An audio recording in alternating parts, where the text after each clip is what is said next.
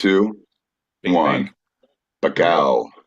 The lovely, majestic red peacock in his natural habitat. Notice as he shies away from the wild peat. Look at the sheen of peat's coat, obtained from the drink of hops and the eating of wild weeds. This song and dance, prescribed every Tuesday and Thursday. Nature, a wonderful gift.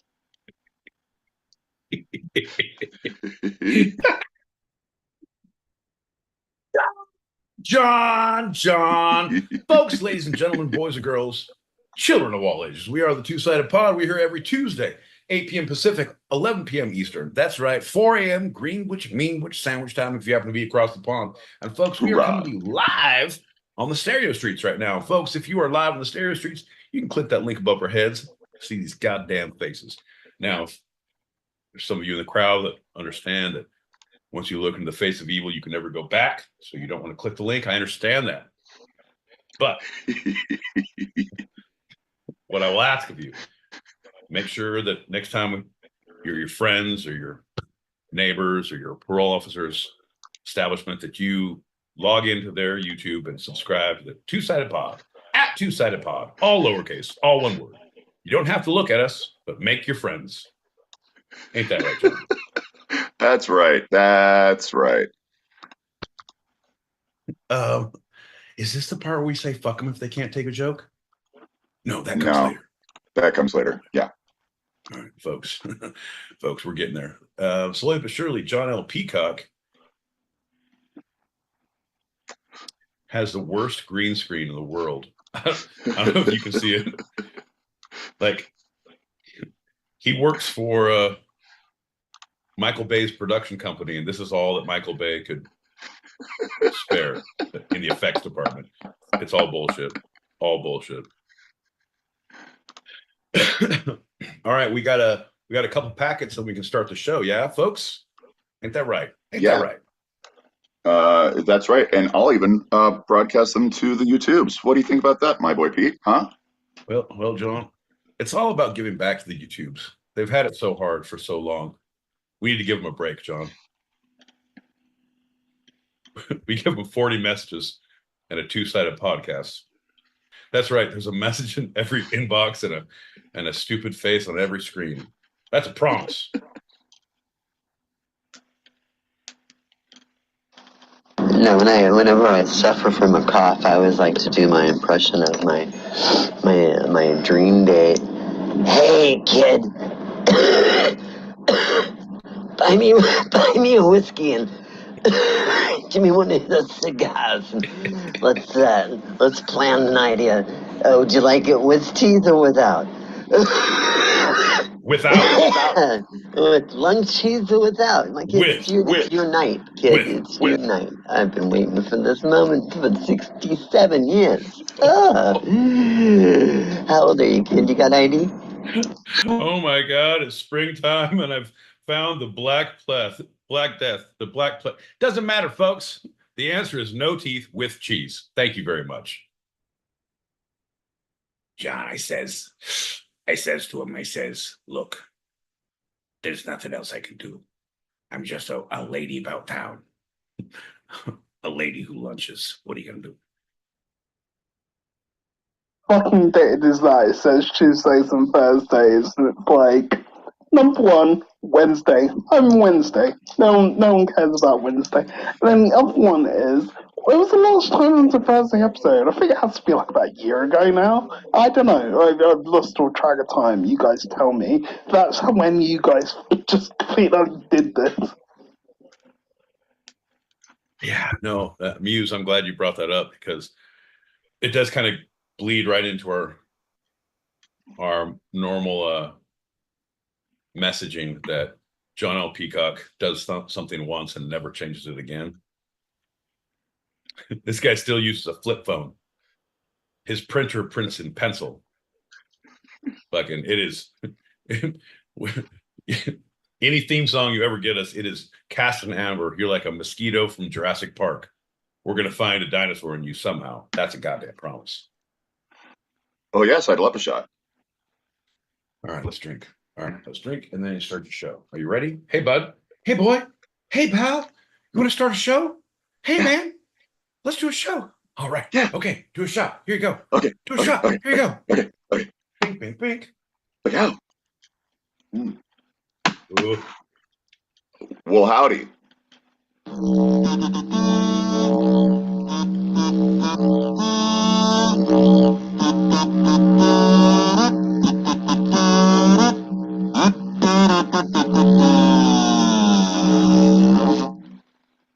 Doesn't get any better, John, but I'll have you know it's not getting any worse. I've hit this kind of like dead zone where I feel like a paraplegic just rolling around the world, can't feeling what's hurting me below the waist.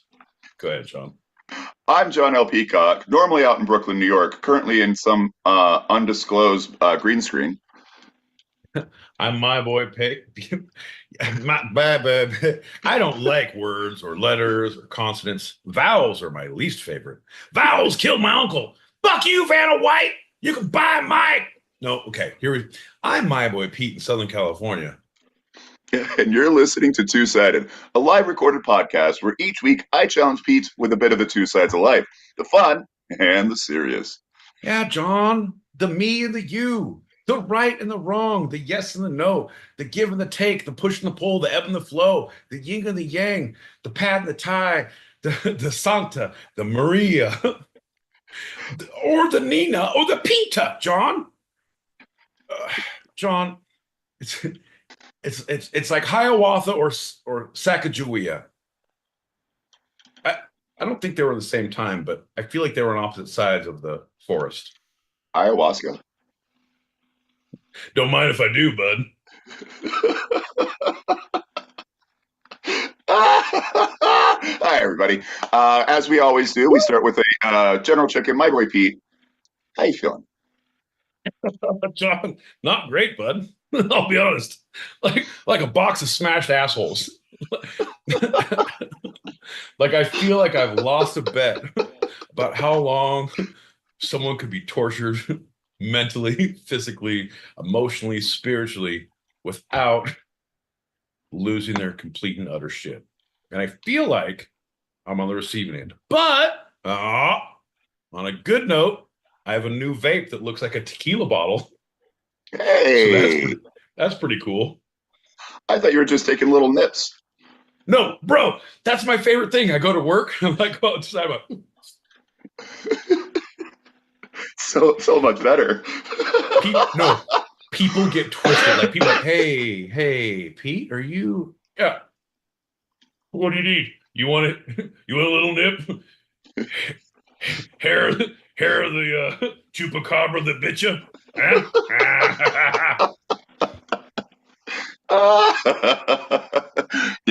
It's the little things in life, Pete. It's the little things. Joke's on them. Chupacabras don't have fur.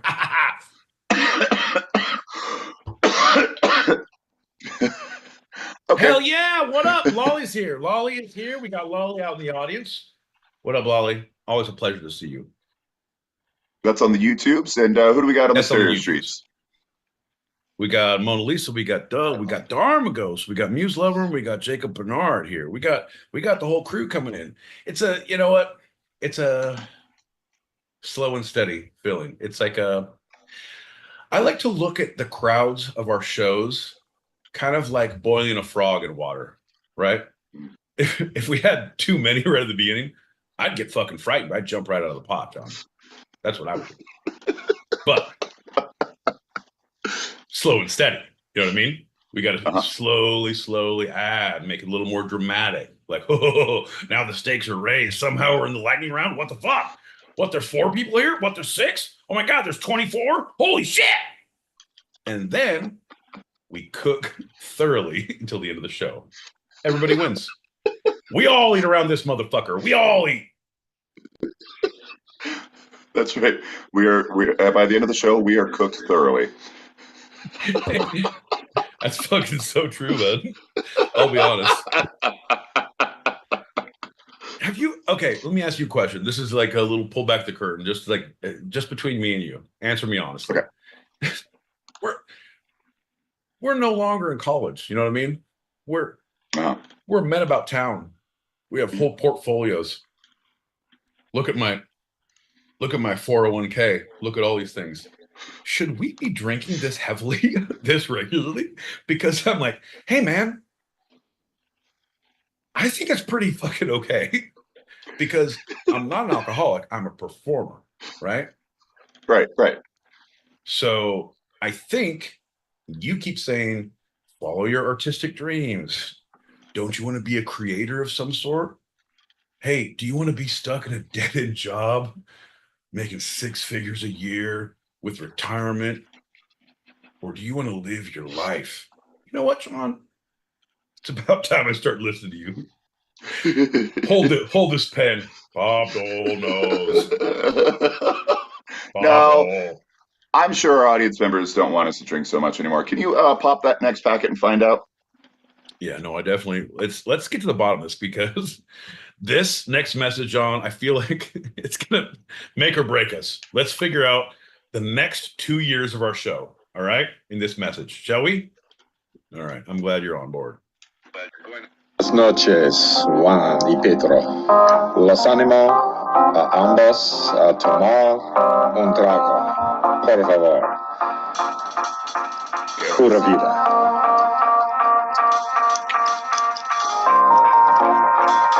That's right, folks. That's right. We're getting hammered multiculturally. We're bridging the gap to sobriety across those continental divides. That's right, folks. Ain't no slouches here. We fuck all the time. Simone. Bing, bing, bing. Salud.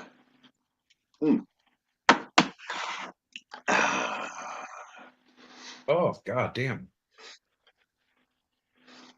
I don't know what happened to my booze. That's not okay.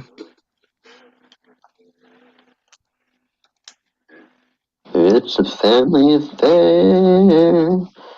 Bang, bang. It's a Soul Kitchen, baby. The B-52 should have covered Soul Kitchen. Hey, it's a Soul Kitchen. Yeah, if you have a thing for seafood in every song. Ha, ha, ha. And the Soul Kitchen is a little place where we can cook our supper. Soul Kitchen, baby. Alright, I know that was bad, but I managed to do it without coughing. Shout out to Lolly Be Good if she's still here. She is a superstar. Quite cute, too. Non-stick pans! The Soul Kitchen is a Soul Kitchen. We can cook your dinner together.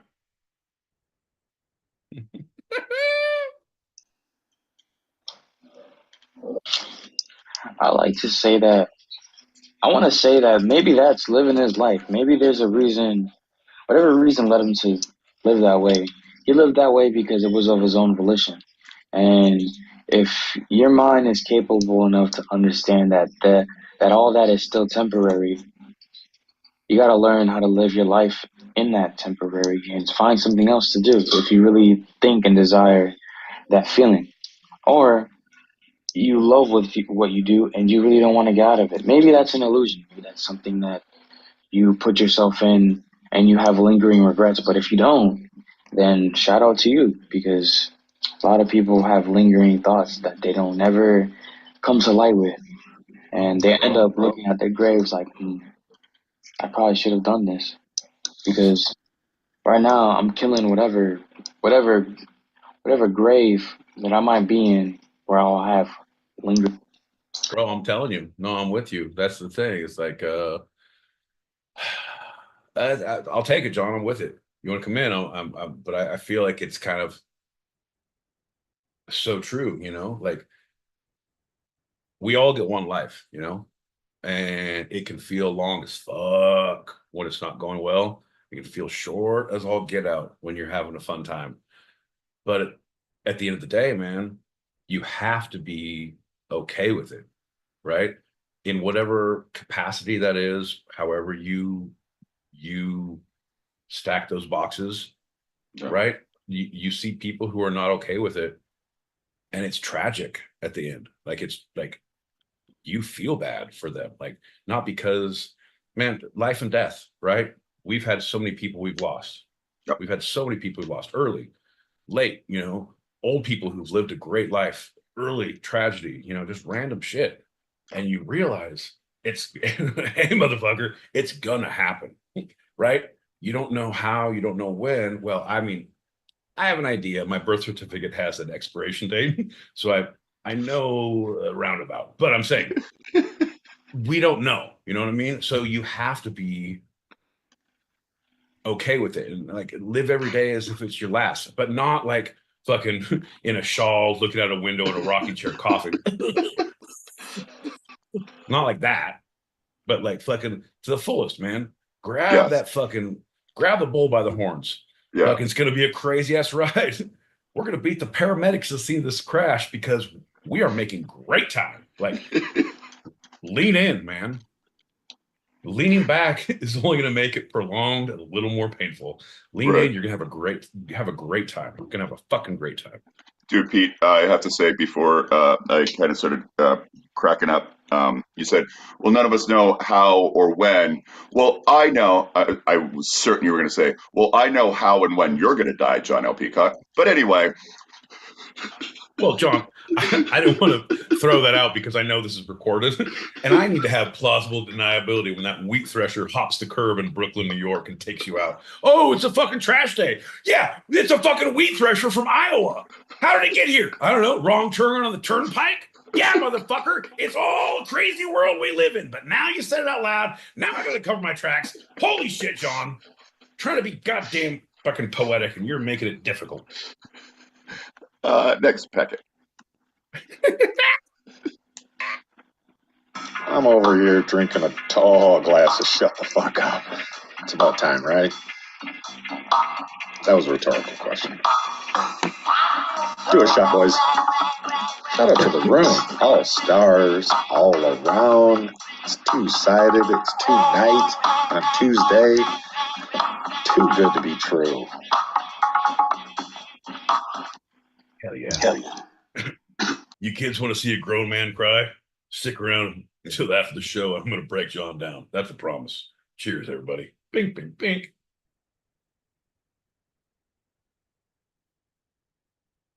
That was uncalled for, John. That was totally uncalled for. You don't deserve that. You need to cry in silence in a dark room by yourself, not with people watching after what I've done. It's fine. I'm out to live life the way I want, based off the choices that I make. And whether that's given to me by God or will God enlighten me, whether you believe in the concept of God or not, because I do. That's how I feel that fulfillment in my life. Get it, man. Some I'm with people you, bud. holes and gaps with other things, but me, I feel it with a being that I originally came from, at the core of it all. At least it's that belief, right? The word belief. There you go. There you go. Come into play.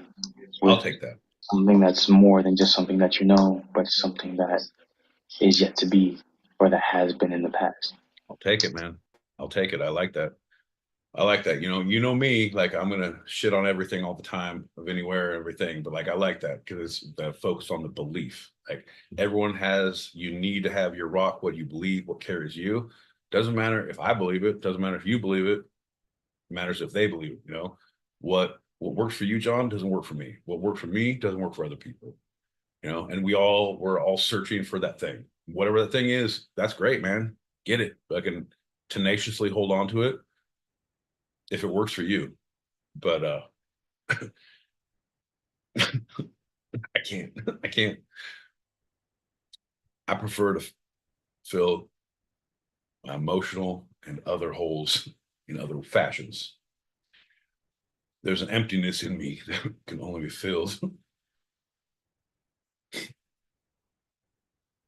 Malted hops, barley, and old bong water. I know, John. Listen, we had to fire the maid, but we're gonna get someone back in here to clean it up. It's gonna be great.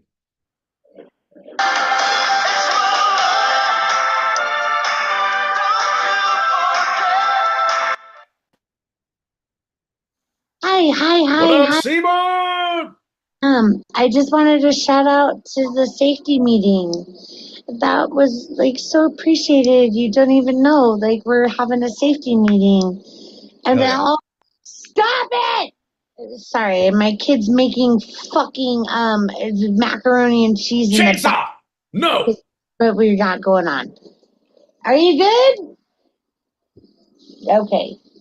But anyways, safety meeting. Here we go. Like full in check. Okay. I love you guys. Love you. Hi, my boy Pete. Hi, John. Mona, what the fuck? Mona, I'm gonna sit on your face. Also, hi, John. Everyone else I can't see. Okay, I love you. I love you guys. And thank you so much. I love you. Goodbye. Love you. Wow, Yeah. weird. Whatever. As long as we got faces, Seabird, you got a place to sit. That's a goddamn promise. We love you, and we are glad you're safe. Fucking keep that chainsaw in line, man. Don't let him fucking fuck up those mac and cheese noodles. I don't know. Doesn't matter. We love you. Glad you're safe. Was not one night I was sitting, like I was so like out and about that like my mind entered like this interesting fight or flight mode, and like I was living every day like it was my last, and it felt so odd because it's like like my eyes open, I understood everything and anything in that moment. Like I would like play an instrument, and it feels like something that you feel like if you're ready to die of cancer or something. I know it sounds weird, but like that kind of feeling like where you feel like you got nothing to lose. Yeah, bud. Everything go. Yeah, bud. Yeah.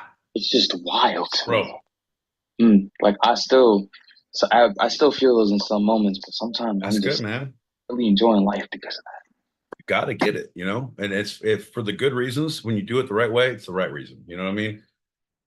I live the motto of only when you have lost everything are you free to do anything, and that was very freeing to me, but it also put me in a very broken place emotionally. Where it's like, well, fuck it, man. Brakes are gone. No point steering now. And it was just, hey, man, it looks like a dark alley. Like, yeah, but I'm pretty sure we can rob them before they rob us. So let's go down here. Not good. But yeah, man, there is something freeing about it. I'm with you.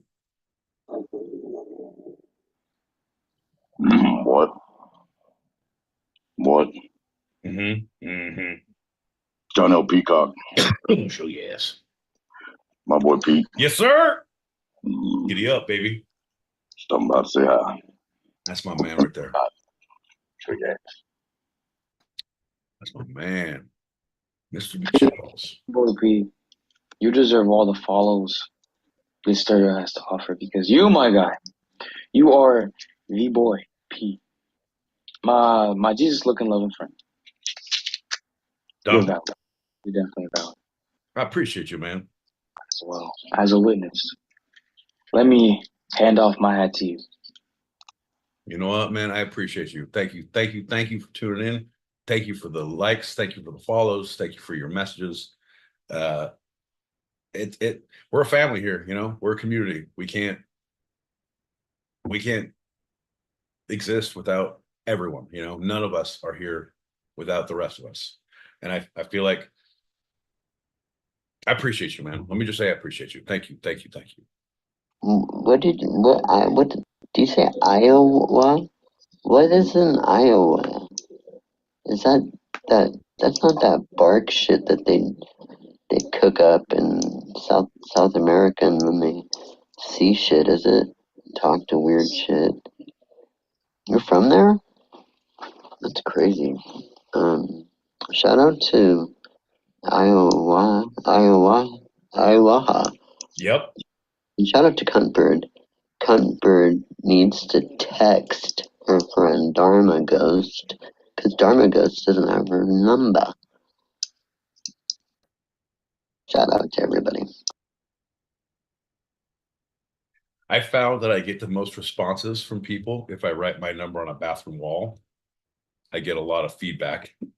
Hey, for a mediocre time on Tuesdays, 8 p.m. Pacific, 11 p.m. Eastern, call at two-sided pod, all lowercase, all one word, no underscores.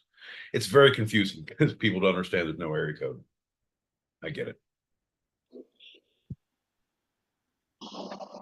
I love filling holes and gaps, especially dirty holes and gaps. Jesus. I knew he was going to come in. You can't leave a hole open with cunty McShitballs around. That'll get filled right quick, bud. Penis in me that can only be filled by beer. So I say drink. Drink, my friends. Drink, my roommates. Let us all be drunk. To the Mama Coach Roy Orbison.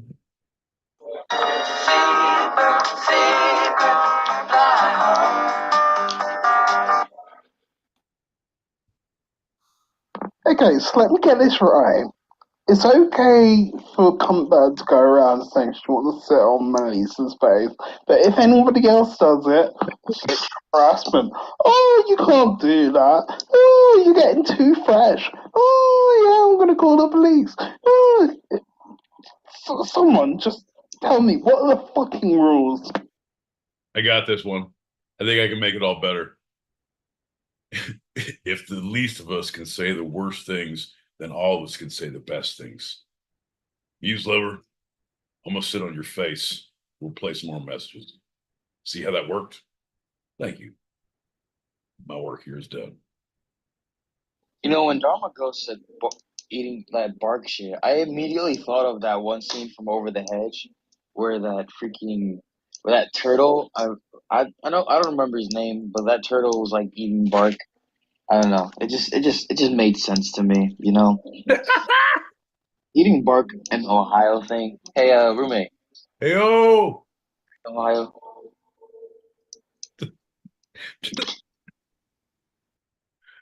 In Ohio, they're eating the bark. They're eating the trees. Oh, we got. Oh, sorry. I think we have more. Shh, quiet. You're fine. Oh shit! It's delicious. Oh shit! Everyone, shut up. The hip hop industry has changed dramatically. How can you listen to a song any longer and think somebody is as hard as they? Let me rephrase that. I listened to a song the other day. Lyrics went backstage, underage, adolescents. Why is there an adolescence backstage? Okay. Then I listened to another song that said, "Ain't Nobody Humping Around" by Bobby Brown. Bobby Brown was the only one to let you know he wasn't going to let nobody hump on him. I'm back in the corner frying plantains once again. Oh, Whitney, you let a good man go, Whitney. You let a good man go. Well, when he sang My Sharoni, I think we all knew what his moral compass was headed in the right direction. I don't know. Is it My Sharona? Shop. No, that's My Sharona. No, that's not it. I like to go on record and officially say I have not been to a P. Diddy party. Thank you. But I did hear that maybe John might have been one or two. I'm in the corner frying plantains. I'm glad you said it first. Someone had to put it out in the world because, John, now you can defend yourself. We know. Oh, look at you. Yeah, you wear white clothes and your skin. John, the white brings out the pale in your skin, the alabaster in your beating chest. John, I think we all know.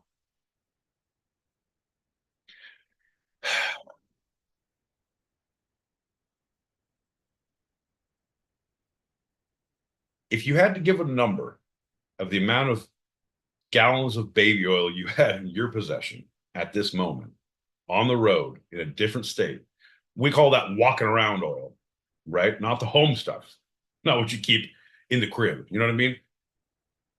I feel like if you answer the question logically, the walking around oil, that would give us a big idea to All right, you're doing a lot of math.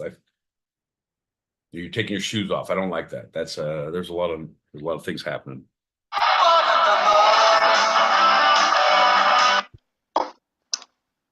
So I want to say one thing about Bobby Brown is that today when I was trying to take a shit in a bucket, because we don't have like a real toilet, but like, and I'm constipated. I was thinking about when Bobby Brown picked like those turds out of Whitney's ass. Remember, like when he dug in there and was like, "I love you," and like this. I need a man. I need a man with a plan that can do what I need them to do and not make it weird. Like it's just bodies. But at the same time, like I can do it myself, but like low key, like that's love. Right. I could beat the shit out of her or like whatever, but like at one point he loved her enough to pick the turds out of her ass. 100%. And peace, Benny. 100%. I don't know if you saw that Whitney's mom just passed away too, Miss Brown. Miss Brown never picked shit out of her daughter's butt. There's a different kind of love. It's not agape. Agape is brotherly. Fallujah is the Middle Eastern city where that horrible thing happened. I don't know. Philios. No, philo is the dough they make baklava with, which is delicious. What kind of love do you have for your butt picking friend? It's philo dough. Don't eat a lot of that because it will clog you up. That is affirmative. Out of the 1,000 baby oil bottles in which we use, at least 60 of them were used by T.D. Jakes, and the other 60 he just swallowed. Oh shit. Okay, we're gonna go through. Watch it. You need is not a man. I think you need a toilet with running water. I'm not gonna call Brian Blandons. That's true. Hey, on her behalf, granted, she did have a tree fall in her house and break her entire house, and so no running water. The Carolinas, they'd be like that now.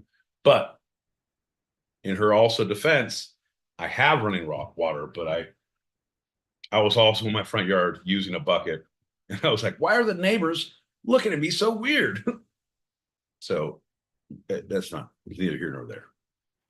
As compared like the female Patrick Bateman, like talking about turds out of your eyes. You made me sick. Please, more talk about turds in the eyes. Can't do it. I don't need it. Not gonna do it. Don't want it anymore. All right, John. And that, my good friend, has been my time. Hey, my boy Pete. Quick little thing. Please. Remember at the very top of the show when you said you'd respect a quicker timeline for the show, and then actually like extended the popping of the packets this time? I hear what you're saying. I hear what you're saying. I hear what you're saying to me, but everything you're repeating, it's all fuzzy to me. So I don't actually remember that. So the thing is, you're just all gobbledygook, and I'm trying to do a job here, right? Right. Make them laugh, make them laugh, make them laugh. All right. So you took another 2 minutes there. And that's going to lead directly to our lightning round. Lightning round! It's time to get down! Come on, come on, come on, come on! Oh, yeah! Ooh! What's up, John Omega? What's up, Bobby? What up, lightning round guy? Hey, man, how you doing? You seem pretty chill. You seem relaxed. Well, the whole thing is sorry,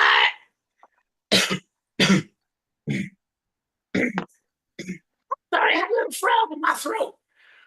Yeah, I've been thinking a lot about things, John. Making lists, checking them twice. All right. And one of the things that I came up with here was I don't like to do shows when you're on the road. Oh. Yeah, when you get a break, I get a break too. We're going to unionize. I've been talking to people at Starbucks, and I feel like I'm being abused and used. At Starbucks? When were you at Starbucks? That's neither here nor there, John. What the problem is that you're not listening to me is I'm going to take a goddamn break. I'm on a hiatus, and I wish you the best. Did you Woo! order a venti? Mighty Like guy a out. Woo! Have a good grande? show. Or frappa, That was weird. frappuccino? No, he's gone. You're yelling at me. You're just saying things at me now. I don't Oh, know wait. what happened? Yeah, no, I'm not sure what your issue is. Your green screen is failing your ability to focus. So focus. There's paint down here, and I think one of them is slowly leaking. Yeah, this is literally how Toxic Avenger started. I don't know if you remember that movie, but if you start fucking killing people at a local gym, John, in an undisclosed state location, we're all upset. I know I hear the words that you're saying, my boy Pete, but I don't really remember Toxic Avenger. It's become very fuzzy to me, if you know what I mean. Gee, wow. We can't be friends anymore. So why don't you go ahead and do your next segment so we can get through the rest of this friendship. Well, anybody knows that the first lightning round of the episode is always a standard Q&A. My boy Pete, are you ready for the questions? I am ready. My boy Pete, first question. How old is too young? Say that one more time. I don't want to get canceled. My boy Pete, first question. How old is too young? How old is too young? 21. Final answer. That is correct. Second question. My boy Pete, how young is too old? Hey, man, let's not get in the weeds about this, right? You know what I mean? Like we all make choices. So let's agree to disagree. So what was the question? We're going to move on to the next question. My boy Pete, how young is too young?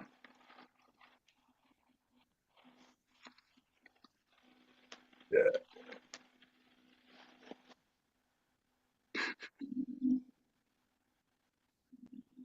It's a different question, John. No, I got it. The right answer is too young is too young. If you can't leave them in a hotel room alone while you go out and fucking get drunk and gamble. I'll take that one. Final question. My boy Pete, how old were you when you realized you were old?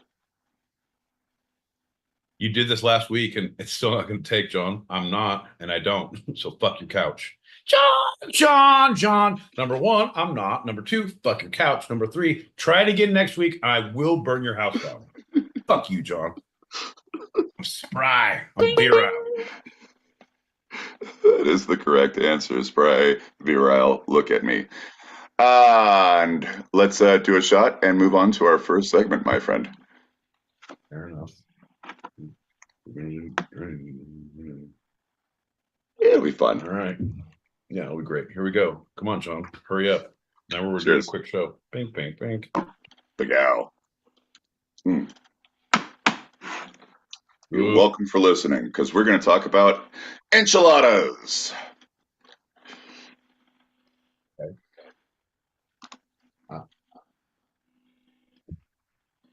Are we talking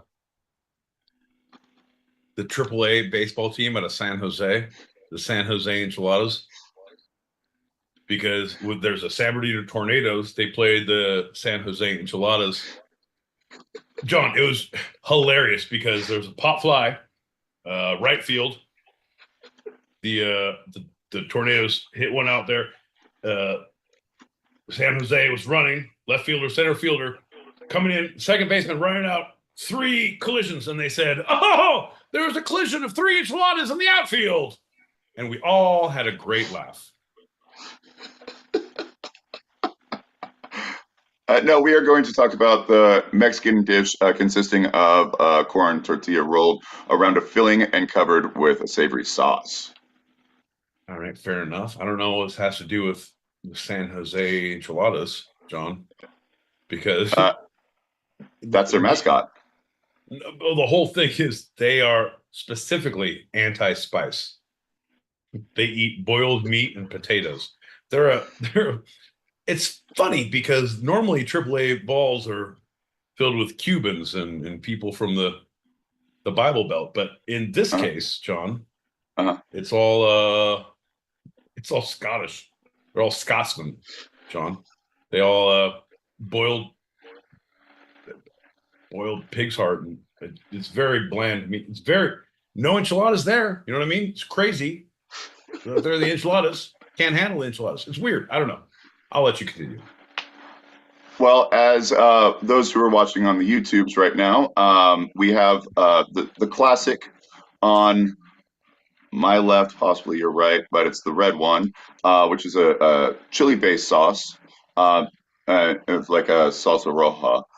But also they can be covered in various moles, tomatillo-based sauces, such as salsa verde, or cheese-based sauces, such as chili con queso. That was my nickname back in high school, John. They called me the old chili con queso. That was oh no, they said, here comes the old chili con queso. When I'd roll into town, it was a big thing. They also can come with different ingredients inside: meats, cheeses, beans, potatoes, vegetables, combinations thereof. Yeah, the souls of your enemies, small orphans. Anything that the heart can imagine could be filled in the corn tortilla with a salsa of your choosing. John, it's a beautiful world that we live in south of the border. I highly recommend visiting if you have the means. Well, but what's the history of this very regional dish? Well, I'm glad you asked, John, because very few people take the time to ask about the history of where the most delectable delicacies come from, John. Unfortunately, I did my research this week on where Twinkies came from. So I don't have any information regarding enchiladas. But I know there are great historical factors leading to the developments of such tasty treats as the old Twink and the old Chelada, John. So I'm all ears, and I can't wait to hear what you have in store for us. Well, it looks like the ingredients used in the classic enchiladas date back to the Mayans. Let's time out. Let's all time out for a hot second before we go on any further. Yeah? Yeah. I just need to point out one of my biggest pet peeves in the world. There's a couple. Anyone who knows me knows there's a couple. Number one, if you fucking park, get out of your car. Get the fuck out of your car. Don't park and sit there and like talk on the phone. Like, get the fuck out. Don't be an animal. Get the fuck out of your car. Get out of your car. And that's why you can't live in Brooklyn. No, get the fuck out of your car. God. Number two. Extremely white people insisting on rolling their R's when they say enchiladas, tacos, enchiladas. They're R's, enchiladas. Sometimes is mainly sometimes enchilada, is other times enchilada. John, speak the words like your goddamn Christian parents taught you to. Enchilada. You are not south of the border. The maize, commonly known to the white man as corn, you're the worst. Was ground into a fine tortilla first by the Mayans. Thousands of years ago. I'm gonna grind your bones into fine corn if you don't shut the fuck up. No, that's not true. Sometimes I get emotional and I say things I don't mean. That was one of the times. I apologize. I'm not going to murder you and ground your bones into a fine cornmeal that I will feed to your friends and family for a nice holiday meal. I was going to use tomatillo, though, because your family does love tomatillos. But I won't do that. You're safe. I won't have to eat you. Sorry. Mea culpa. Where we have the first written documentation of the enchilada is a little bit of debate. A couple of different sources said 2 different dates, but they're pretty far from each other. Both dating back to Mexico in the 1800s. 100%. But if you tell me what they are, I'll tell you which one's true. All right. I have a gift that a lot of people are not sure of, but I can listen to a story and I can tell you. They would come to me and they said, "This is my baby." No, that's not your baby. I said, "Cut the baby in half." And they said, "That's not an enchilada." I was like, "Well, we should cut enchiladas in half and everyone gets more. And then we'll come back to the baby." So there's that. One source says the first reference and recipe to the modern enchilada is dated back to 1885. No, we didn't have them back then. There was tortillas and sauce, but they didn't roll them up and bake them. Interesting, because the second source says the first written documentation that explicitly discusses enchiladas happens to be the first cookbook published in Mexico, El Cocinero Mexicano, the Mexican chef, that was produced and published in 1831. El Cocinero, the kitchen? The Mexican chef. Oh, okay. Cocinero. Cocinero. Oh, cochina. That was dirty. That's what they called me. It was my nickname back in high school. They called me old borracho, drunk. But it's fun being multinational, isn't it, John? Look at us bridging the gaps internationally. Yeah, it is cocinero. I was saying Mexican chef. El Cocinero Mexicano. There we go. What do you think? 1885 or 1831? Well, here's the deal. 1885 was when they wrote it down, but they weren't rolling them back then. In the early times, it was just flat layered tortillas. It was a casserole dish, if you will. Only after, I believe it was 1822, they started rolling and ladling sauce underneath and above, and then baking it with a good 15 to 20 minutes to get that good cooked through delicacy we know today as the enchilada, John. So 1885 or 1831? Well, no, it was 1821 that they actually found that rolling worked best, but then they didn't document backwards in time. Yeah, no, here's the deal, John. If you go 88 miles an hour, 1.21 gigawatts is what we need to cook these enchiladas, right? Yeah. Set the oven to 1.21 gigawatts for 22 minutes and whoop, back to the future. John, it doesn't matter. Are you saying that Doc went back in time and invented the enchilada and gave it to the Mexicans back in the 1800s? All right. You know what? When you say it like that, it does sound crazy because we both know Doc Brown. And if Doc Brown was going to go back to the future and invent something, it would be the michelada.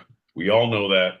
So I know I'm speaking crazy talk by saying enchiladas. So let's all regroup and salud.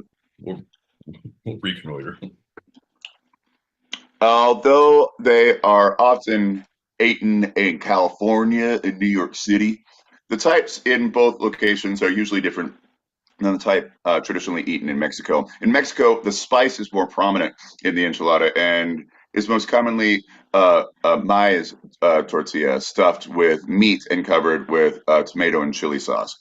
This spicy tradition of the current Mexican enchilada is related to the fact of the meaning of the word enchilada in Spanish is literally to have seasoned with chili. It is the etymology is enchilar, to add chili pepper to. You boys like Mexico? Woo!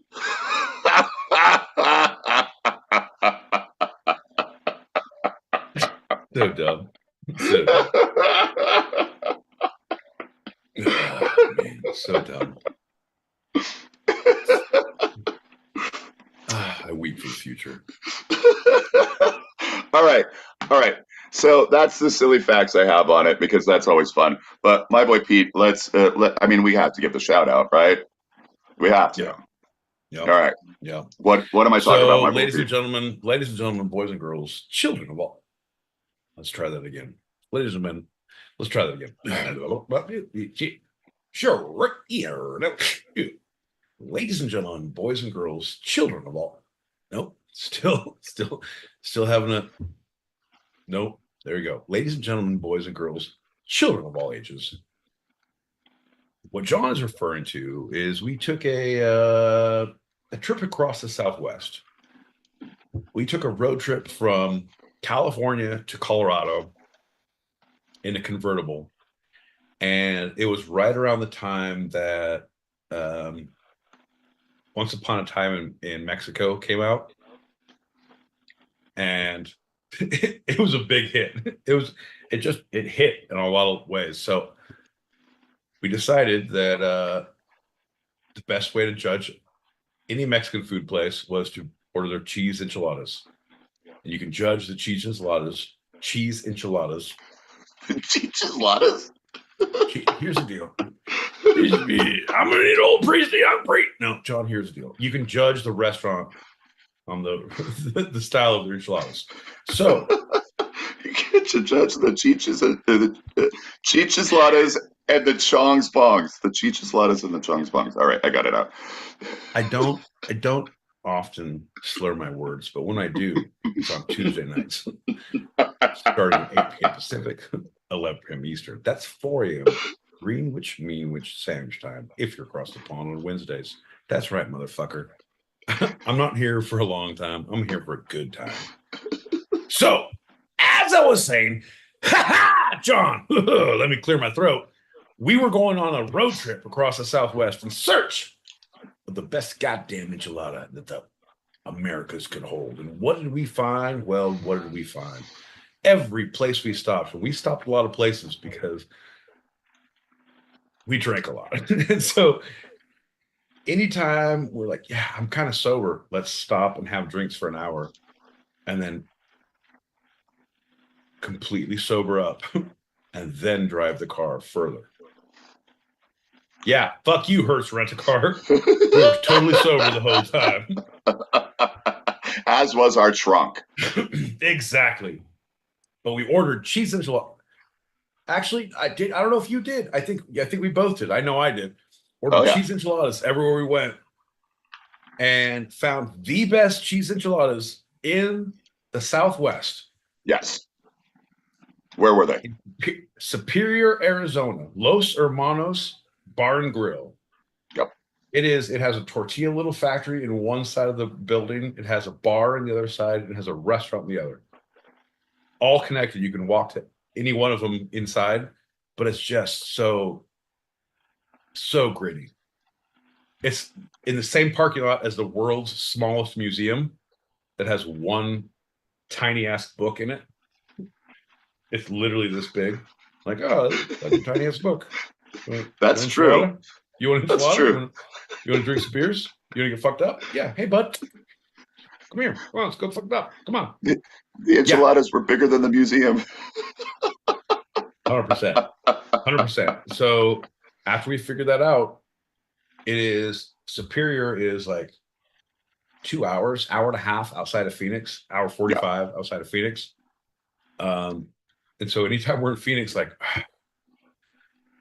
all right, well, This is the day we go to Superior and we take a trip to Superior for enchiladas, get drunk, eat enchiladas, buy enchiladas to take home, buy tortillas, and then drive back to Phoenix. It's a fucking idiot move, but I'm telling you, it is the best thing you can ever do with your life.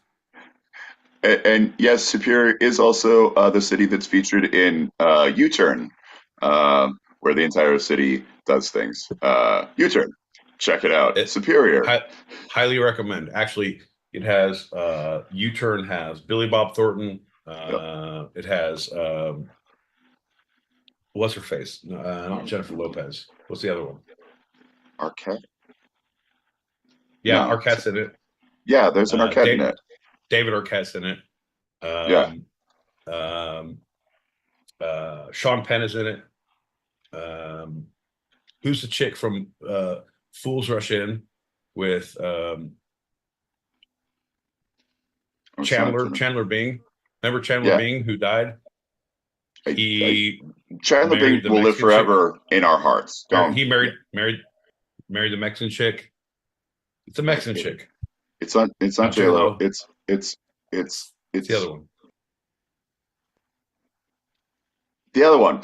Wow. Look at us. Hey, remember when you were talking about extremely white people over rolling their R's in enchilada? No. Maybe this is the point where we move on. Hey, bud.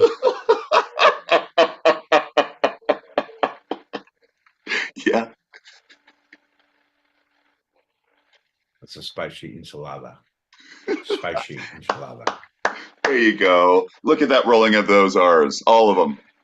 You're the worst. Ugh. All right. Fair enough. Keep going. Tell me more about enchiladas, John. What do we got? What else we got? Tell me what you're doing. Tell me your business. Tell me your life goals, your dreams, your hopes, your ambitions. Tell me about your 401k and your portfolio, John. So to wrap up the Los Hermanos recommendation, shout out to Los Hermanos. They do the traditional red sauce, so you know, and that's the way it really should be. I like a good green sauce, but at mole, but the traditional roja. Hey bud. Hey bud. Roja. Hey bud. Yeah. You said, I have one more thing to sum up this whole thing, and you started rolling R's. Why don't you give it the program? Move on to the next segment.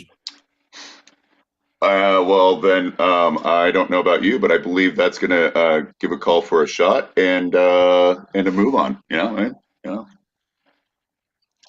Well, you insist on moving on just because I said it, and I believe we shall. Dude, fuck me, man. I'm an idiot. I'm pouring booze all over my table, like crap. Aggressively. Like I poured some in my cup to make a cocktail. Like, a little spill on the table, no problem. Poured a shot, poured half of it on the table, not a problem. There you go. There you go. All right. So I can throw the water jug on the floor. Perfect. Now we're teaching lessons. All right. There we go. Well, you poured a little out to your homies, Fuck your couch, John. Raise your glass. Cheers. Bink, bink, Look out.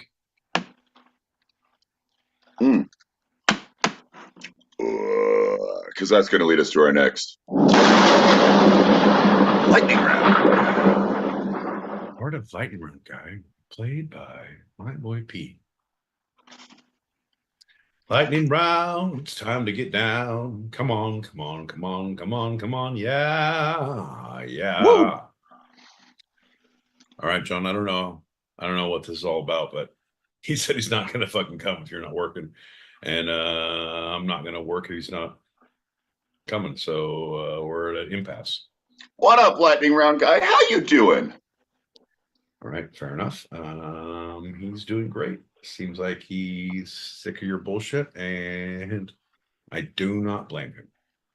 Listen, that's great. I'm glad you're getting your life back together, but I just have one question there, lightning round guy. All right, go ahead and answer one question. John, what would be the one question you would ask Lightning Guy if he were here? Lightning guy, in all honesty, please be honest, please be serious. did you puncture one of the paint cans in this room? Here's the deal, John. Lightning Guy emphatically states, if you ask no questions, he will tell no lies. Ah, you're a stitch. All right. We'll see you in the green room there, Lightning Round Guy. All right. Fair enough. Wow. That was something to behold. I don't know. He was in good form. He was in really good form.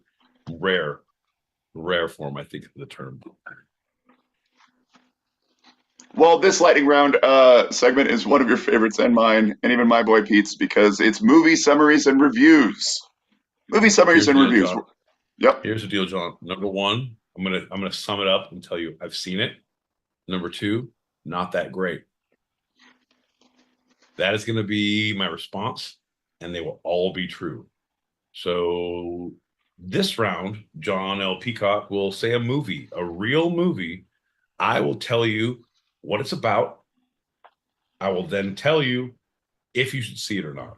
And I can promise you, I am so negative about everything in life at this point that it will be negative and you should not see it. But I have seen everything. I am correct, and you will lose. Okay.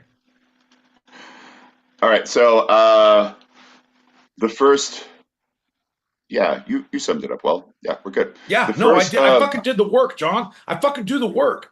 Read the goddamn questions. Okay, sorry. Go. They're not questions. They're movie titles. This is the classic 1937. Little after the talkies were starting, just before the first color film came out, the 1937 classic A Star is Born.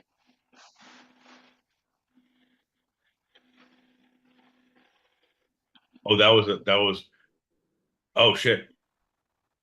So that is the original that I have seen that was not great, but they've redone over and over and over and over.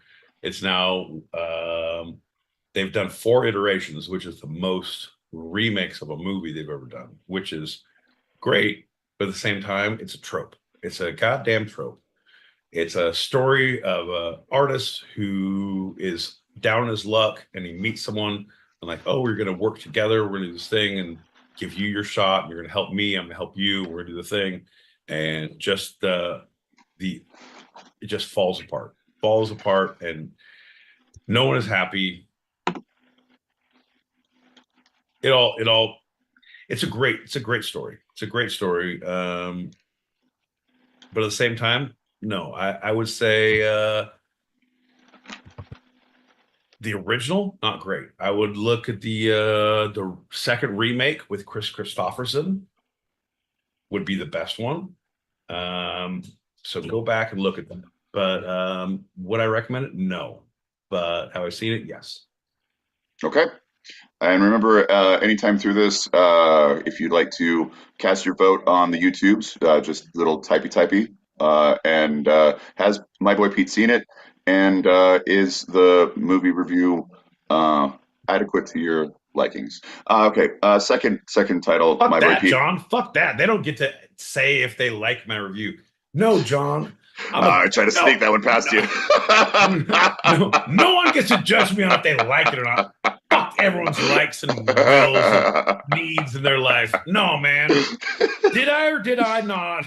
And should you or should you not?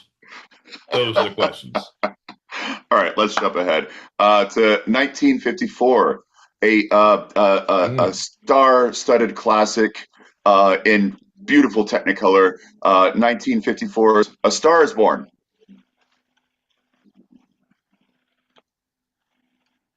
Again, this is the first iteration of A Star is Born remake, where they have beautiful Technicolor.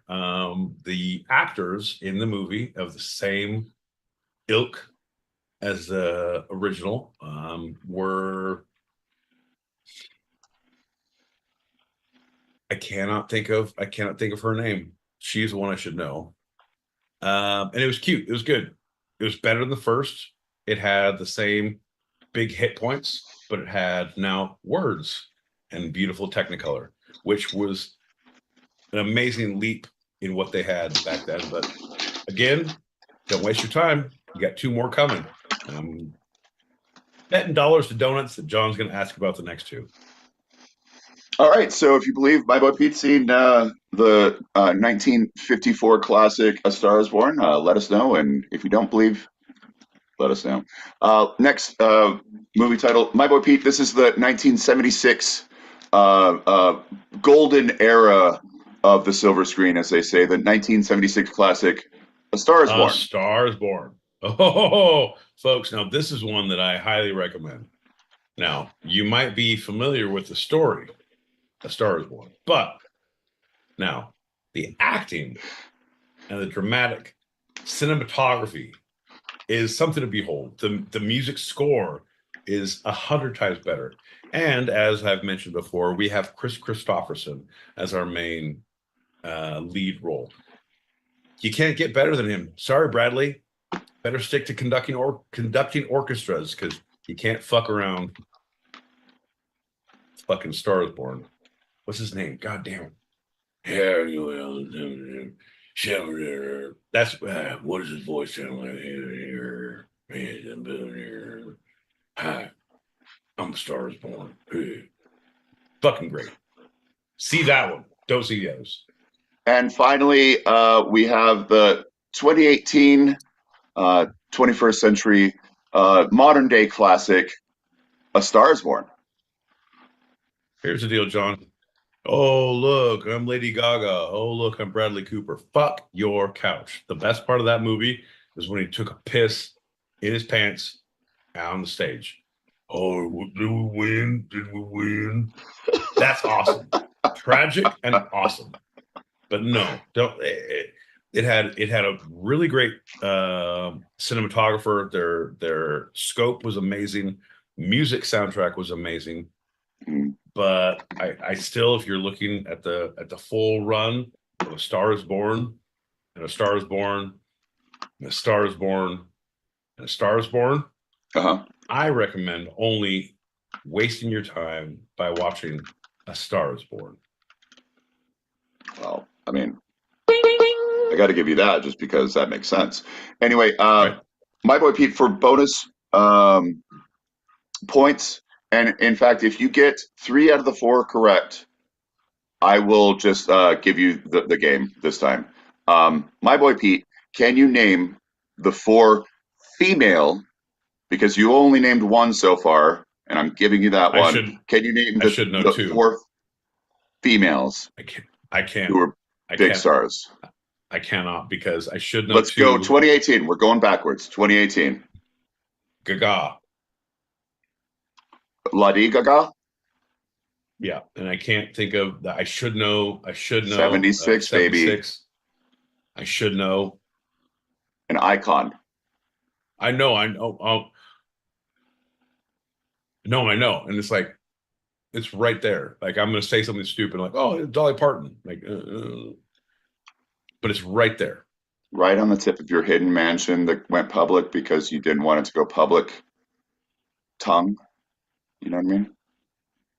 Yeah, There's an effect named after you.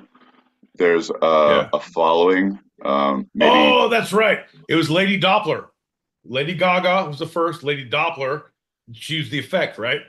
There's the effect. You said, right? Lady Doppler.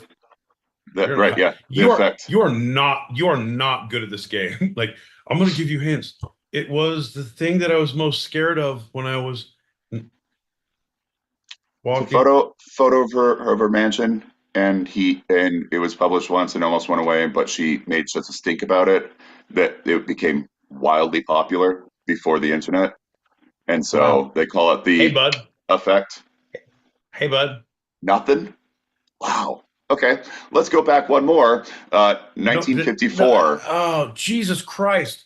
You're not going to give this up, are you? Like, you don't catch a hint. Like, I've been beating you with a fucking stick. You're like, all right, well, one more time. Should we play another game of fetch? You are the dog who gets beaten to death because you're too fucking stupid to get it. John, from the inception, from the get, I'm like, I don't know. I told you I don't know the second one. I'm not sure. I forget. Let's go back. Shut the fuck up. You're wasting everyone's time. Fine. I will give you the very first one. That's Janet Gaynor of 1937, which was right before the first movie that was in color, which happens to be Wizard of Oz. I don't understand why. And if you get one more, you win.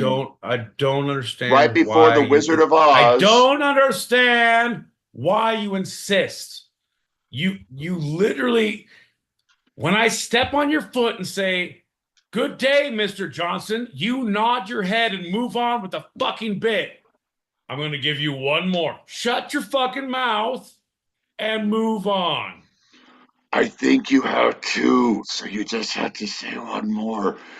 Wizard of Oz was the first color movie, and the first Star is Born was in 37, right before Wizard of Oz. So maybe here's 54 or 76. Hey, fuck.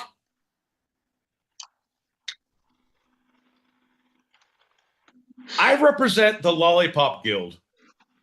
And right now we are sick of your shit. I represent the Lollipop Guild, the Lollipop Guild, the Lollipop Guild. And I want to tell you, Lollipop Guild style, that you should go and fuck your fucking couch. My boy Pete, the 1954 star. You're not going to stop, are you? Oh, no, I'm done. You lost. No. But you're not going to stop with your, I need to make this point that you're not going to stop. We'll move on. This is great. Oh, no. Because I need you to say, but you're making such a production about it. Who are they, John? I told you 10 minutes ago, I don't know. Say the fucking names, John. Say the fucking names. Well, Judy Garland was the 54, who also happened to be the star of Wizard of Oz. There was the other one, and the first one, and the second one was, and then the third was the third. Who's the third? Like Butta, Babs, Barbara Streisand. Who's the third? Use your words, John. Your eyes don't fucking communicate. Barbara Streisand. Look at that. Barbara Streisand, fucking Popo Zizou, fucking Debbie Gaylor, and fucking... God, you make me so upset. Judy Garland. I'm so glad. I'm so glad you are not in Brooklyn right now, because I am down the street from your house. And if you were there, I would murder you. But I'm going to get shawarma from a street vendor instead. I recommend the one on Broadway in Halsey. I recommend you shut the fuck up, John. What I need from you right now is just shut the fuck up. Shut the fuck up. Ladies and gentlemen, boys and girls, this is the time of the two-sided podcast where my boy Pete yells at John L. Peacock to shut the fuck up. Shut the fuck up, John. Shut the fuck up.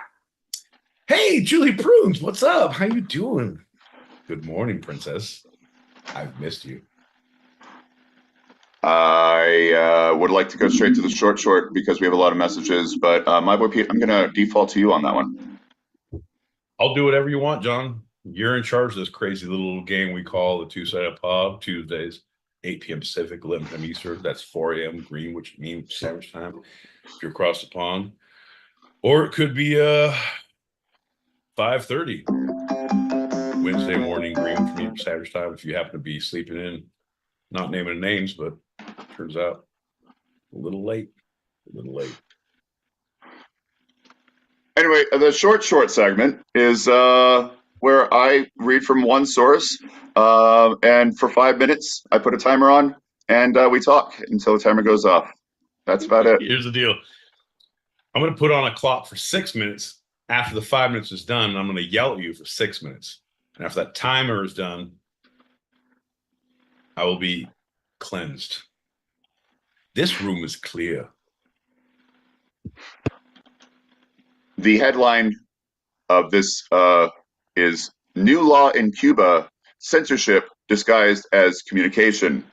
And away we go. From Havana times, the new communication law, already approved and enforced since October 1st, revealed its true purpose within hours: greater censorship disguised as an improvement in the island's communication system.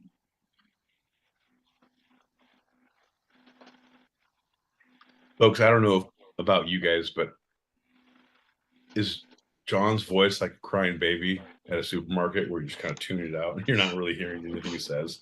You're just looking at the fucking National Enquirer like, oh my God, man gives birth to baby. Holy shit. Man gives birth to baby. That's a fact. Look at that. The big novelty is the approval of advertising, which is remarkable considering the absence of this outside state institutions for the past 60 years.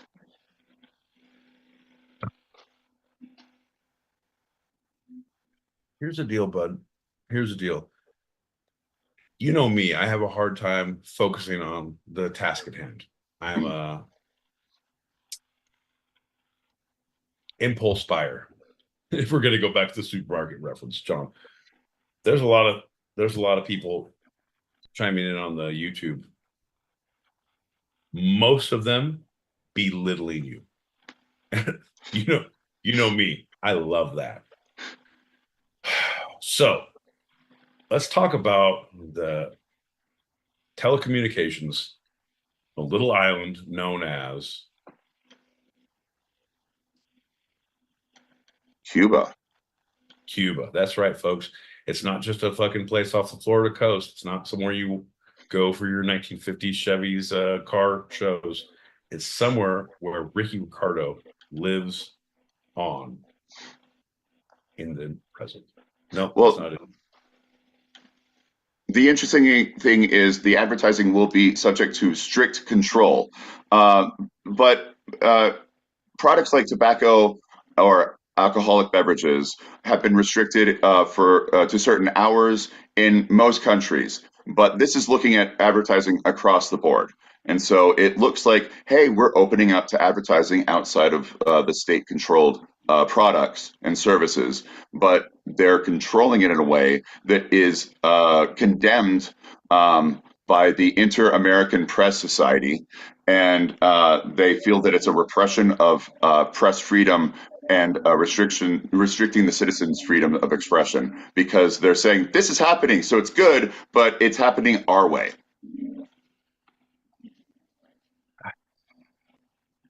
John, I'm unsure, bud. I feel like I've lost a lot of train of thought on this, so I'm going to be arguing a lot of points that may mean nothing, but I feel like I don't care enough to really clarify, so I'm going to go fucking balls out. Here's the deal, John. I don't think you truly understand what the culture is like in Cuba.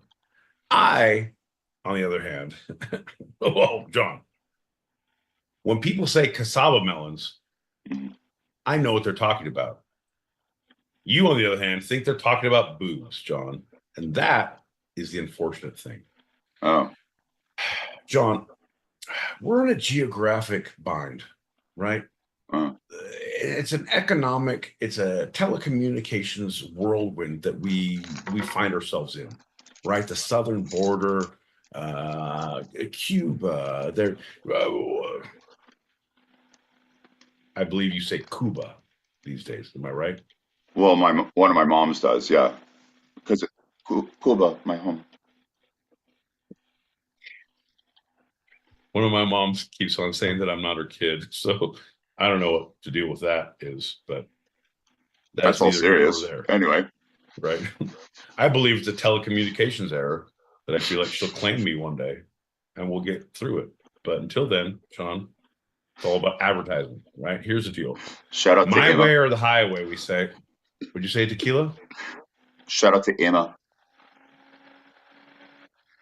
Bro, okay, so now it's, hey, tell John his AOL dial-up sucks.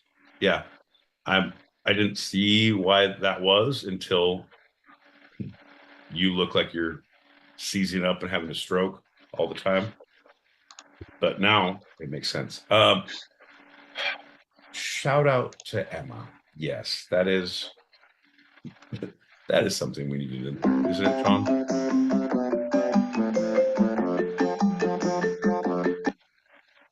Yes. Jesus Christ, that was the worst segment I've ever been in. Like I don't know how you feel. Granted,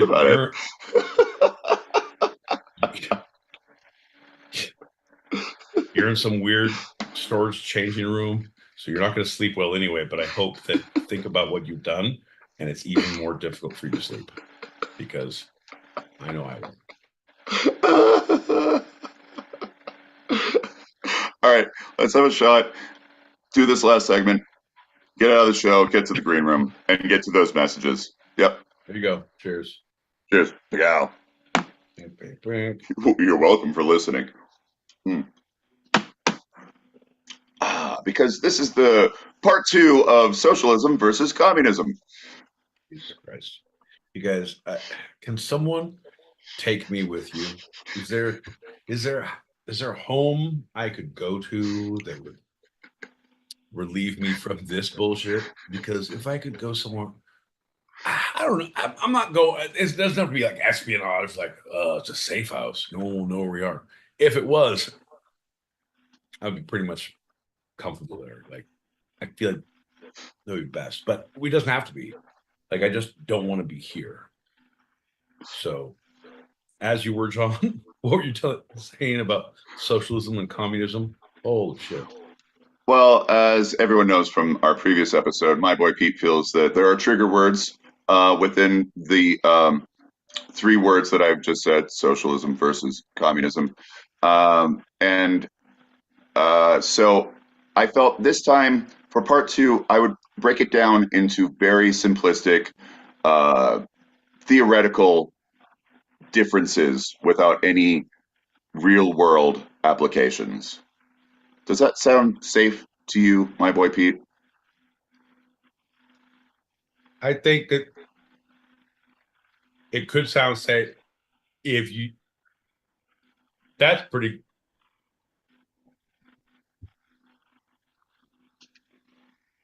Did you get any of that? Vocally? Okay. Is my video chopping out a little bit?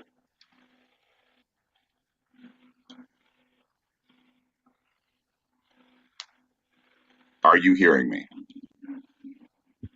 Folks, we are the Two-Sided Pod. We're here every Tuesday, 8 p.m. Pacific, 11 p.m. Eastern. That's right. That's 4 a.m. Greenwich Mean Sandwich time if you're across the pond and can't afford real Wi-Fi. Don't be afraid to use that internet modem dial-up to tune in wherever you may be. That's right. CompuServe.org is our handle. CompuServe.org. And that has been part 2 of Socialism versus Communism. These sources for this episode have been, first segment, Ramshackle Pantry, Wikipedia, Guadalajara's Grill and Tequila Bar. I'm sorry, let me say that more correctly. Guadalajara's Grill and Tequila Bar, and Athenianblog.athenian.org. No, I'm not stroking out or stuttering. It is Athenianblog.athenian.org, the Athenian School blog. Second segment, the History Channel, Britannica, and thoughtco.com. And the short was brought to you by Havana Times. My segment was brought to you by I'm Not Stroking Out, I Swear to God.com. It's not a stroke. Don't get alarmed.org. That's right, folks. It's the normal website of I'm Not Having Stroke.com. It's not a stroke.org. Tell your friends. First sign up is free. I got nothing. And those were Pete's sources, apparently. Now it's time for your favorite game and mine, my boy Pete. What's the through line? Say that one more time. Now it's time for your favorite game and mine, my boy Pete. What's the through line? Through line is technology doesn't belong to peacock households. Doesn't matter where the peacocks go. Peacocks can't have nice things. Peacocks, bad. Peacocks break. Peacocks, no technology. That's right, my boy Pete. The commies are coming for Mexican food. And before we get out of here, my boy Pete, is there anything from this episode that you'd like to take a second glance at, a second look, a second thought, a second opinion? This is Pete's Retraction Corner. What the fuck, John? Yeah, I got a lot, bud. I got a few things to say right now, man. Like, holy shit. What? Fuck, John.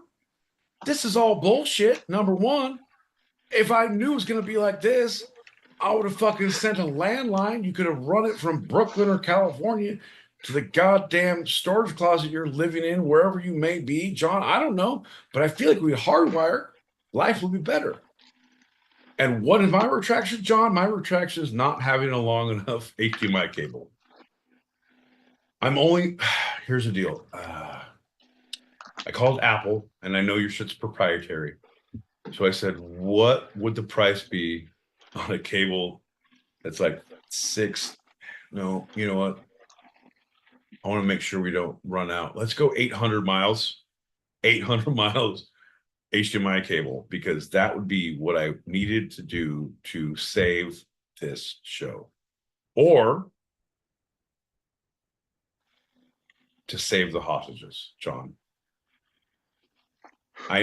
Let's say it again. Save the hostages. I can't even say it because I'm so upset. I call them hostages now because I'm just so upset with what may happen to them if we don't figure it out. You know what I mean? It's not. I'm in the same boat as you guys. I feel bad too. But what are we going to do? You know what I mean? What are we going to do? And that is Pete's Retraction Corner. Well, cheers, buddy. Cow. Thanks for listening, everybody. We have our open chat show continuing for those listening live on the Stereo app or watching on YouTube. So if you are here now, aquí y ahora, regardless of the platform, stick around. Ay, Dios mío. And if you are hearing this later and want to join us in the green room for after show wind downs or want to throw some topics out there, email two-sidedpod@gmail.com. That's TWO, sidedpod@gmail.com. That's a wrap for tonight. I'm John L. Peacock, usually out in Brooklyn, New York, but currently in an undisclosed green screen. I'm my boy Pete in Southern California, and I could not be more disappointed. And this was our show. You can eavesdrop wherever you get your podcasts and even join us live, both on our YouTube channel, handle @2sidedpod, all one word, and the Stereo app every Tuesday, 8 p.m. Pacific, 11 p.m. Eastern, as we talk about the two sides of life, the serious and the fun, here on Two-Sided. Love you, Pete. Thank you, John.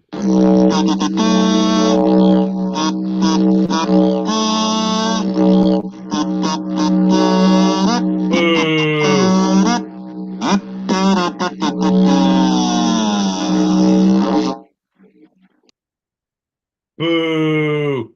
Boo! Boo this man! Boo this man! That's right, folks. Ladies and gentlemen, boys and girls, children of all ages, we are officially in the green room. That's right, folks. We are the two-sided pod. We are in the green room. What is the green room, you may ask? Well, let me tell you what the green room is. The green room is where all the shenanigans can happen. 3, 2, 1. We'll cut that one post. Shenanigans. There we go. Shenaniganizing. Folks, we are the two-sided pod in the green room. I just can't anymore. Here's the deal, folks. John is... I got to be honest, I don't know what John is doing. When John is in his normal domicile, he runs to the little Peacock's room after the show, but he's not there now, so I don't know. I'm not sure. It feels like he's in a storage unit, so it could be that he's fighting off American Pickers. American Pickers. Remember that show? American Pickers. You guys get it. Oh, look, here comes John. Shh, everybody shut the fuck up. Everybody act sober. Turn your hats around. Fuck, John's here. Shut the fuck up. John, come on, bud. I don't need you to send a message, man. Just come on in. You're good. Like it's the best we've ever had. And you're the best you'll ever be. So don't make it weird. Oh, look, shh. Here he is. Quiet. Perfect.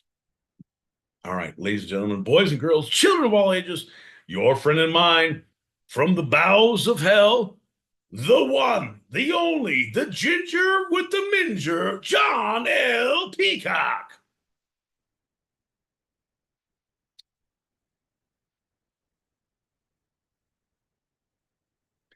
Yeah. Remember how that works? We're going to figure that out. Here we go. Here we go. There we go. Go on.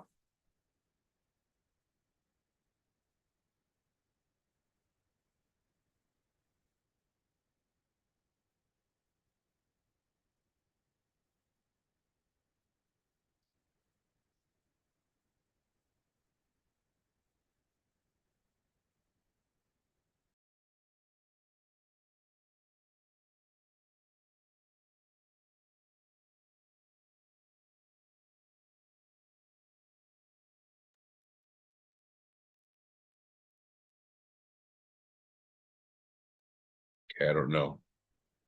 Good, John? Whatever, fuck it.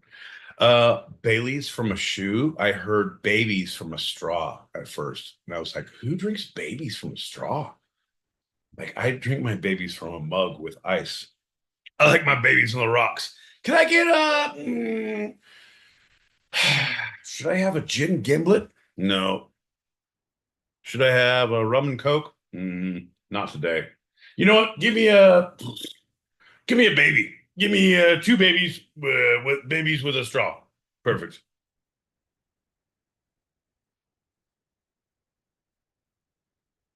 Yeah, I know. Jesus.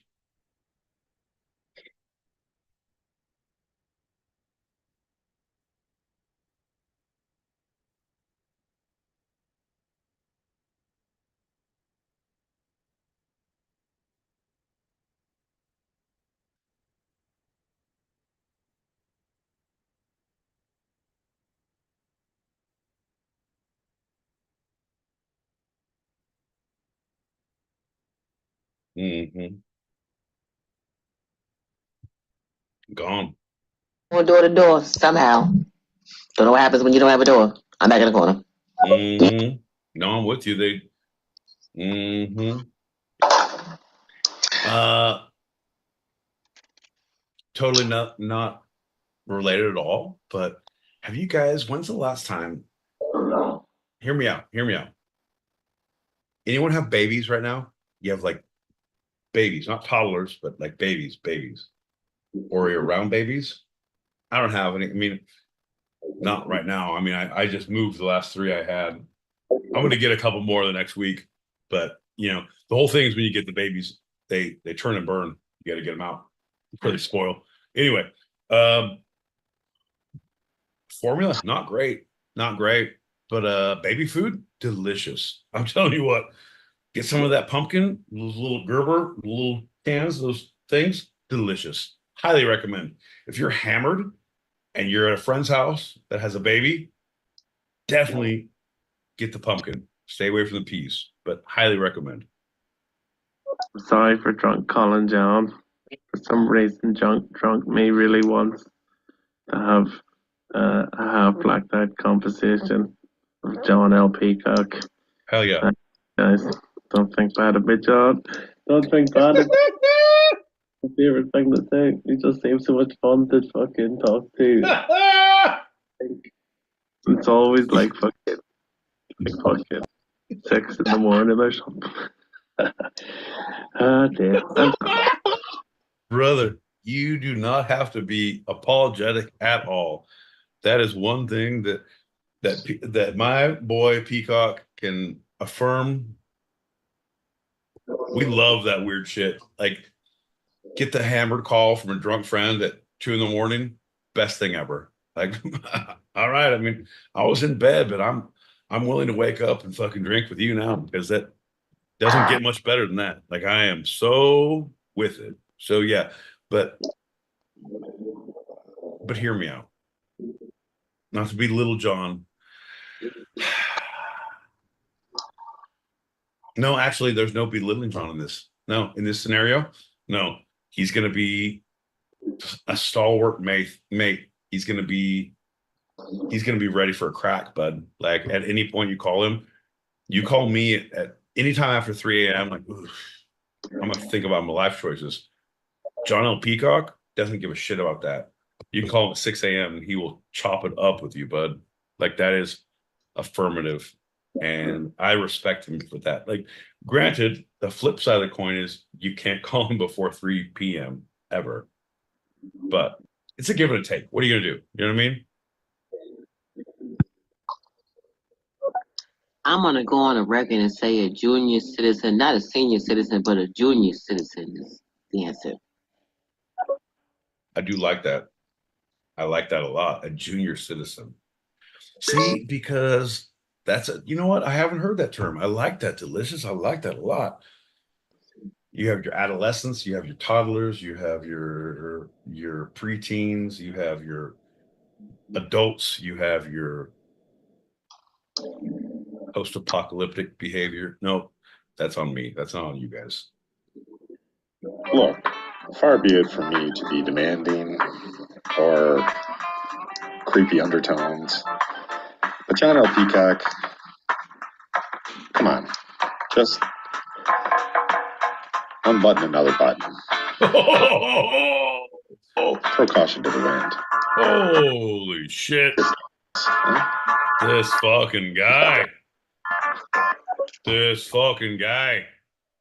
Don't encourage him. Dub. Don't encourage him. My man, I'm letting you know. You play with fire, you will get burned. That is a promise. John L. Peacock. Careful. Careful what you wish for, my friend. Yes, I'll have 2 pigeons and a side of French fries, please. Thank you. And all the fries you can give me. And flapjacks. Is it too late for flapjacks?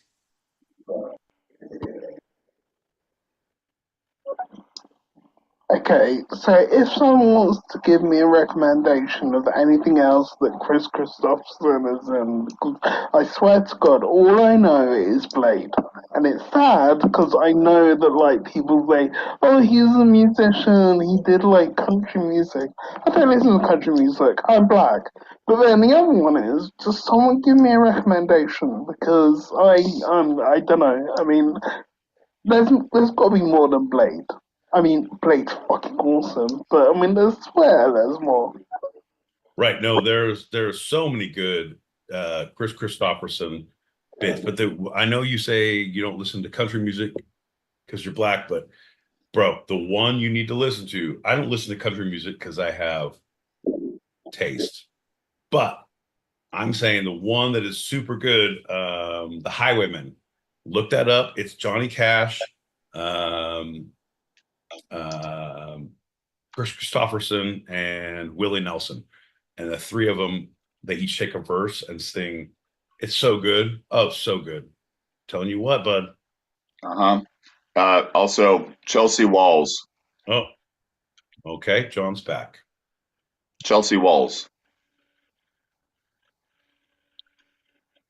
is a movie recommendation of Chris Christopherson that's not Blade or one of the iterations of A Star Is Born. It's a great vignetted movie about the Chelsea Hotel. And vignetted? Vignetted. It's in vignettes. I don't believe that G should be heard. It's not like you're rolling your R's with enchilada. Vignette. Maybe I am, if you know what I mean. Vignette. No, you're saying Ving Rhames. It's not Ving. There's no Ving. There's no ing. Vignette. Vin. VIN. You say it Vin, not Ving. Vin. No, it's vignette. Okay. All right. That's perfect. Should we go to for complete non sequitur? One of the best reviews of that movie was the Cannes Film Festival. It was a vignette at the Cannes Film Festival. They serve extra sausage McBiscuits. It was delightful. You silly man. That's French. That's different. Anyway, Chelsea Walls. Great. I think it's Ethan Hawke's directorial debut. Right. Steve Perry, Uma Thurman, Oprah Winfrey, Emma Stone. Really Awesome. Cutting in and out. No.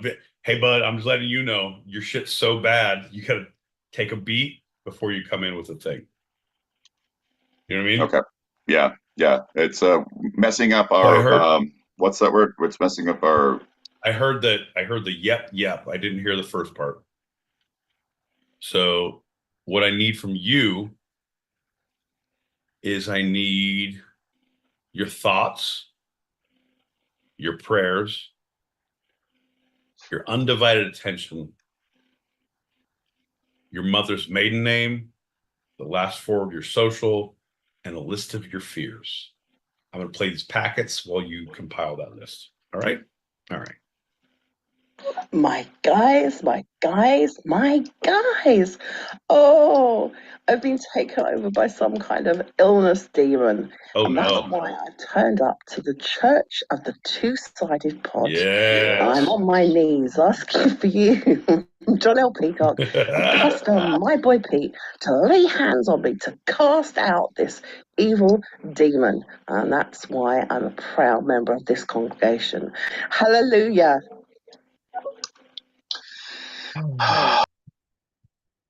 John, I know that we've taken a lot of time away from our true goal and our mission, but I feel like it's times like these that we need to get back to our roots, you know, get back to what it's about, putting hands on people. Now, I know what you're thinking. Oh, that could be negative. Oh, but it could be positive. That's all up to you. How you want these hands are specifically designed regarding your behavior. Look, they look like strong hands, don't they? But then nothing came and took them from me. Never any story joke. You guys, you're welcome. Shh, quiet. Man, once again, I am late to the party. Watching you on the YouTubes. Did John get kidnapped? Yeah. Hey, Poughkeepsie. John, the password, the secret word is Poughkeepsie. Let us know if you need to be rescued. Just say my name. What up? That is fantastic. You know what? Hey, here's another one because I looked it up now. I just have to say this. Dolphin Tale. Great movie. Look that one up. Chris Christopherson. What up, Salted Human? So good to see you. Always a pleasure. The question is, did John get kidnapped? Well, I believe the answer would depend on what your definition of kidnapped is.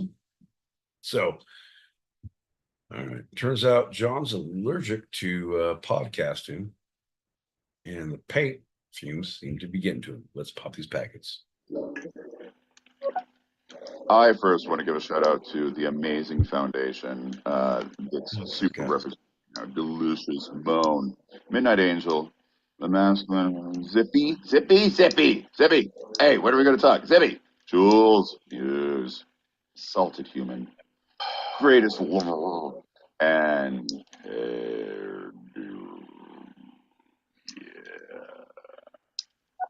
This is why we can't have nice things.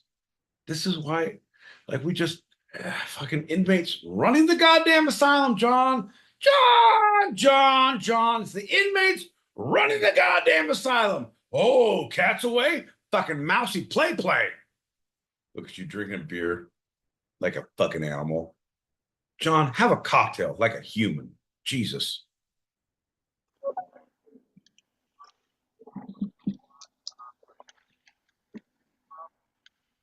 Hmm?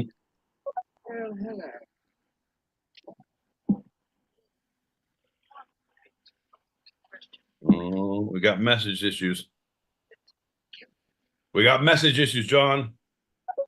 Fucking message issues like your screen issues. It's like Derp is calling from your same dial-up. Wait, is he in the house with you? The Derp is coming from upstairs? Did he punch the paint cans? Jeez.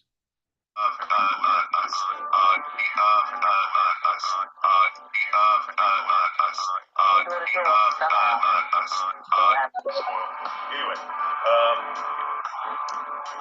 formula not great, but baby food, delicious. I'm telling you what, get some of that pumpkin, little Gerber, little cans, those things, delicious. Highly recommend. If you're hammered and you're at a friend's house that has a baby, definitely get the pumpkin. Stay away from the juice, but highly recommend. You guys, I'll be honest, you know what? I'm going to pull the curtain back a little bit. There's times when I brown out and I forget what I'm saying. But then Dub will play it back with a beat, and I'm like, God damn, I am something special. All the words fucking hitting home, baby. Woo! Ain't that right, John? This guy gets it. Fucking internet's broken. That's the last time I apologized to anyone. Fuck this fucking shit. Fuck it. Yep. The good thing, the fucking Don't do it. Don't do it. Never, ever. Every time you're thinking you should apologize to a John L. Peacock, take a moment, regroup. It's what we call in the biz circling the wagons, right? Oh, you're under attack. Circle the wagons. Fucking figure it out. Get a defense idea, strategy, you know? Got to protect the women and children. I don't know what that means, but fucking don't let peacocks into your mind movies ever.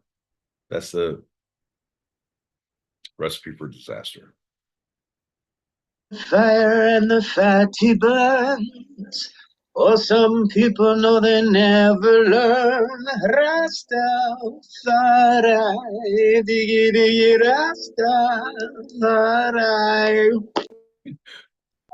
Broop. Say man, smoke all the day you want. Gonna come back to do two-sided on the front. Is a Tuesday, even the John L. Peacock will smoke the time on the way to we. Doesn't matter, John. Doesn't matter.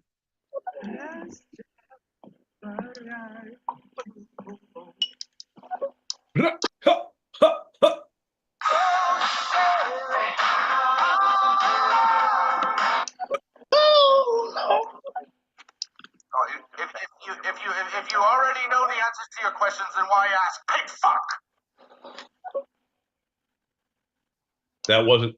That wasn't me. But also, John, if you know the answers to questions, why do you ask them, you pig fuck? Thank you, folks.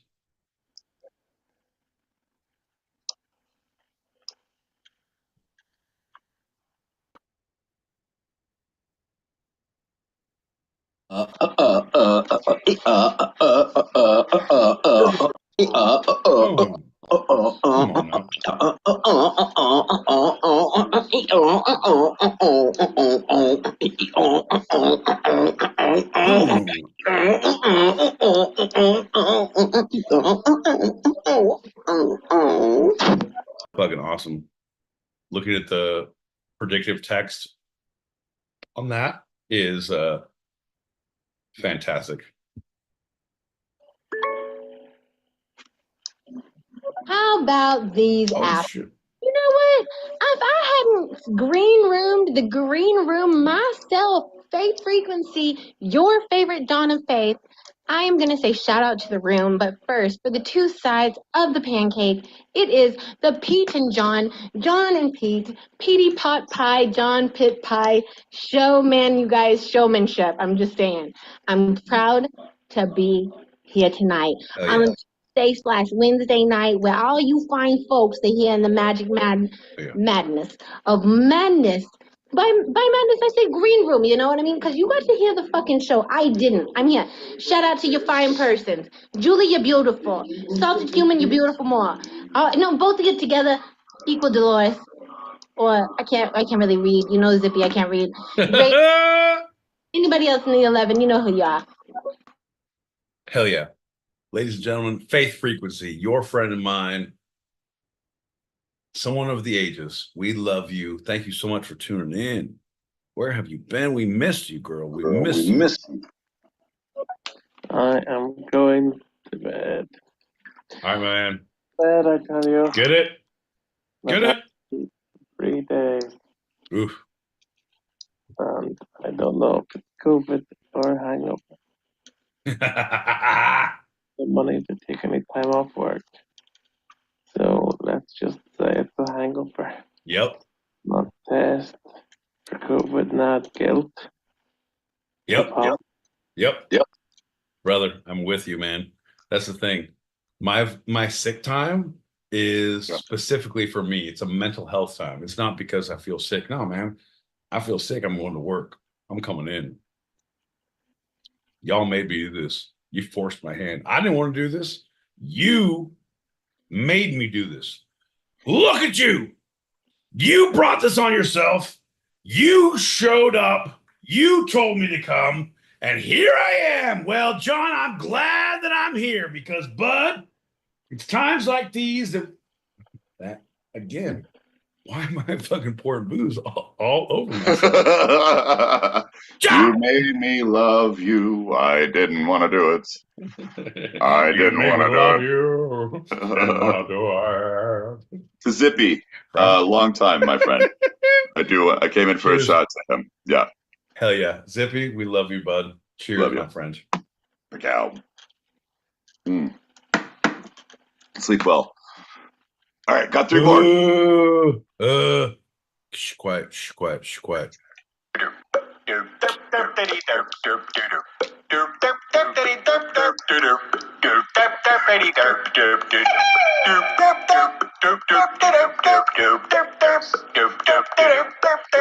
If I had a nickel for every time I had that thought, John, I'd be a rich man. You know what I mean? Say, Mr. Tallyman, telling me a nana. A bad combo, you wanna go home? Hey, Mr. I don't know this song, you guys. Man, I felt like that was a little bit of Rastafarian in the little thing that he did. What did I miss? Am I not tipsy enough for the tippers? Man, I'm over here displaying as much work ethic as I can as I clock out for the street side of 2 City and Get some.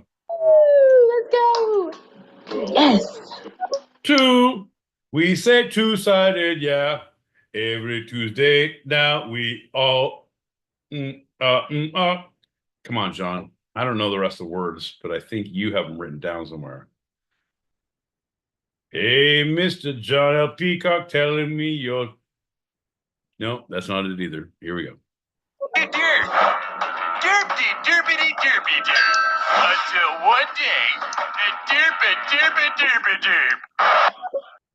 Well, you guys know what happened next. And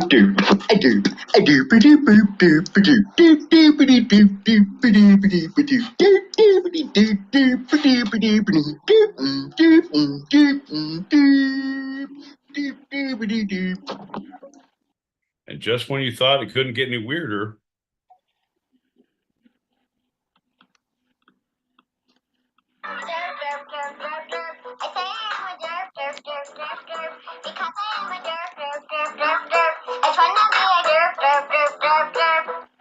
that's right, folks.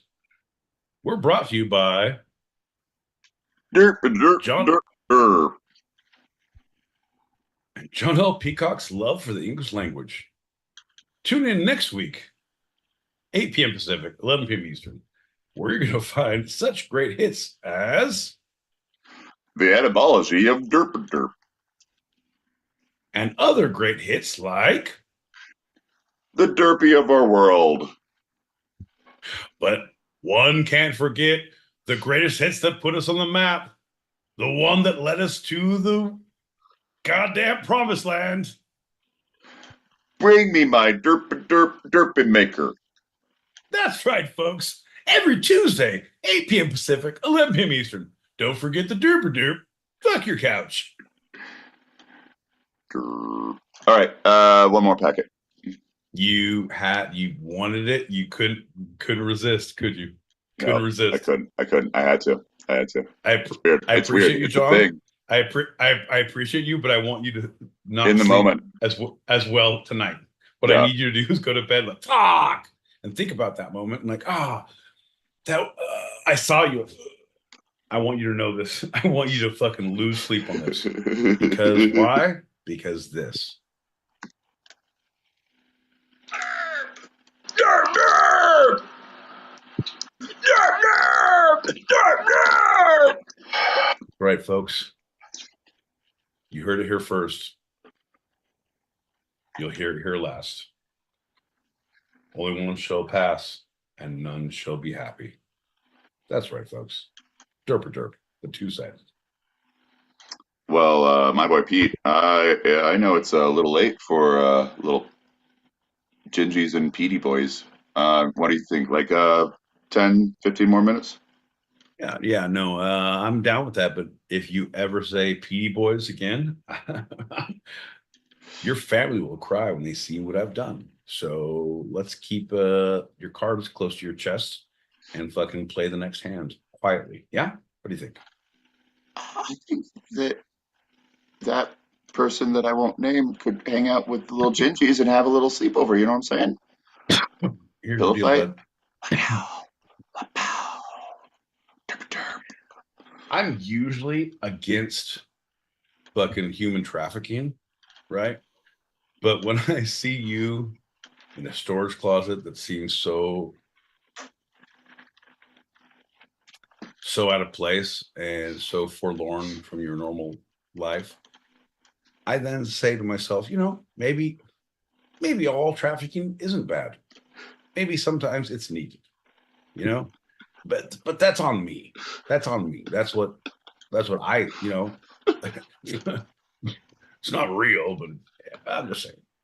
My boy Pete, with all of the comments you made about my normal place being kind of a padded room, are you really surprised that this is the new place I'm in right now?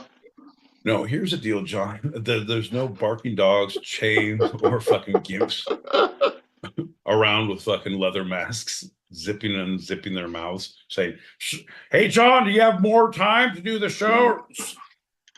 Yeah, no, I think we're off to a good start, bud. We're doing great. I think people agree because we got a couple of packets pop.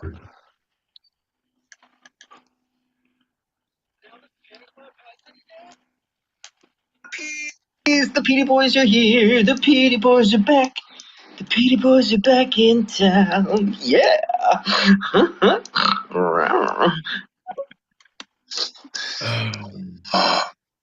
I don't often say this, derp, but man. Now the fan club has a name. The Petey Boys. The Petey Boys are here. The Petey Boys are back.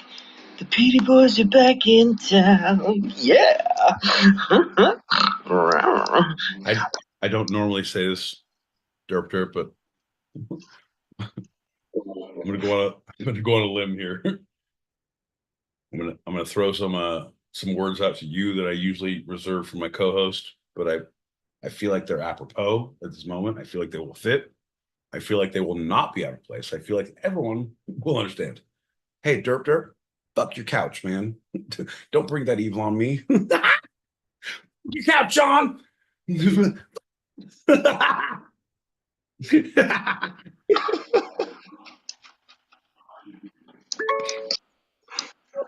a bunch of losers. I'm the only one sane son of a bitch here. good name. I mean, God just damn it. You guys are a bunch of fucking assholes. I'll have you know. Here's the deal. John says, oh, it's the foundation. They're all good people. I'm like, they're all a bunch of dicks, man. y'all are wrecking house over here. Hey, man. You ever seen a grown man cry? Keep on saying that. You're going to fucking see it. Y'all don't know the emotional fucking journey I'm on. Fuck you guys. Call me Petey boy. Fuck you, man. Fuck you, John. The derp gerp session has had me cracking up. I just about died. I started choking. I took a drink of water, spit water out, shot water out my nose.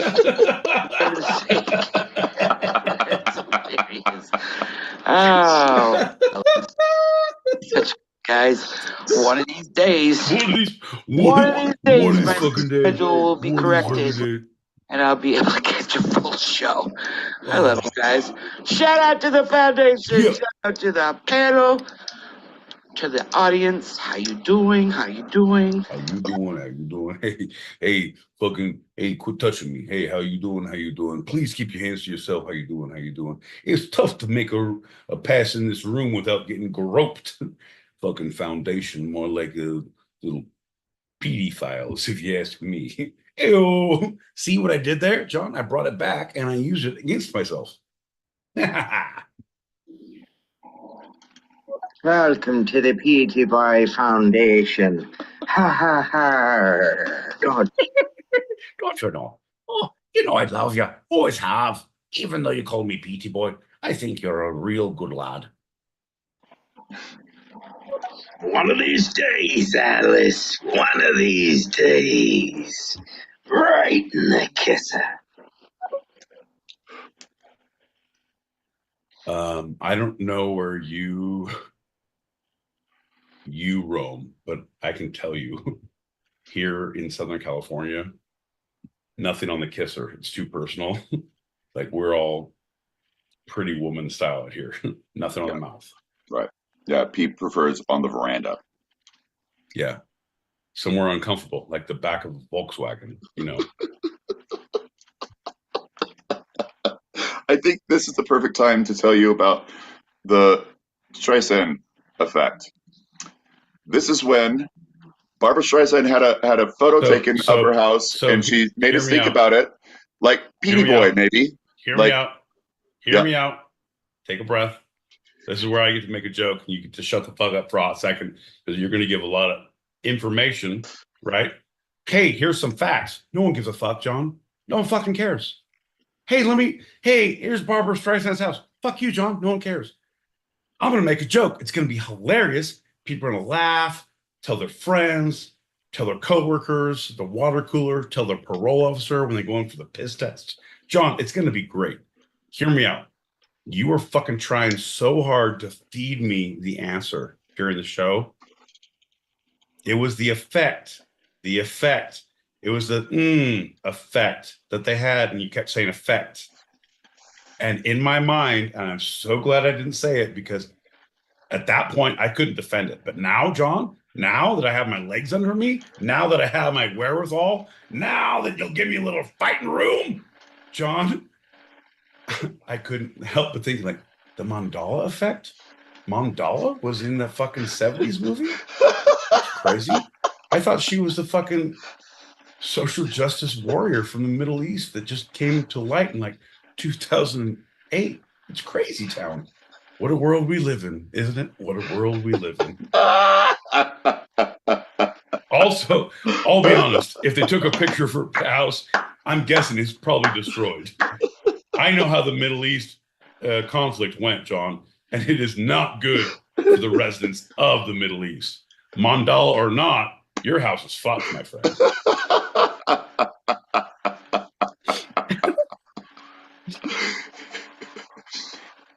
So dumb. In a complete non sequitur.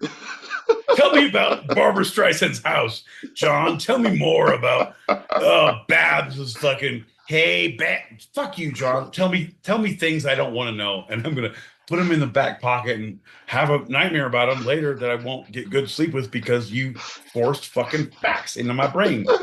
This is assault, my friend. You are physically putting information in my ears that I do not want there. You have assaulted me in the ear canal, and I don't like it. I identify as a victim of John L. Peacock speaking. Fuck you, John. All right, what were you saying?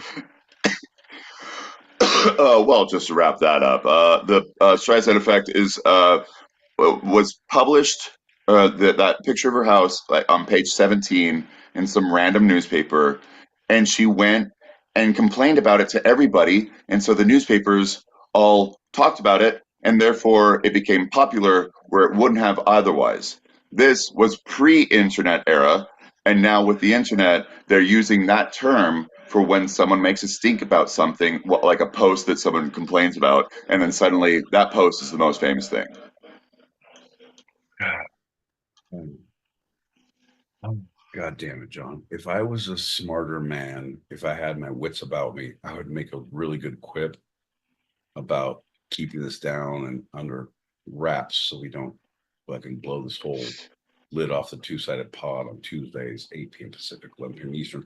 I would have a thought to say, oh, Wednesday is 4 a.m. Greenwich Mean Sandwich time if you're across the pond. I would have things to say that were the antithesis, right? The counterpart of, look, he's being fucking ironic. Look at him go. Look at this guy, right? But John, I gotta be honest, bud.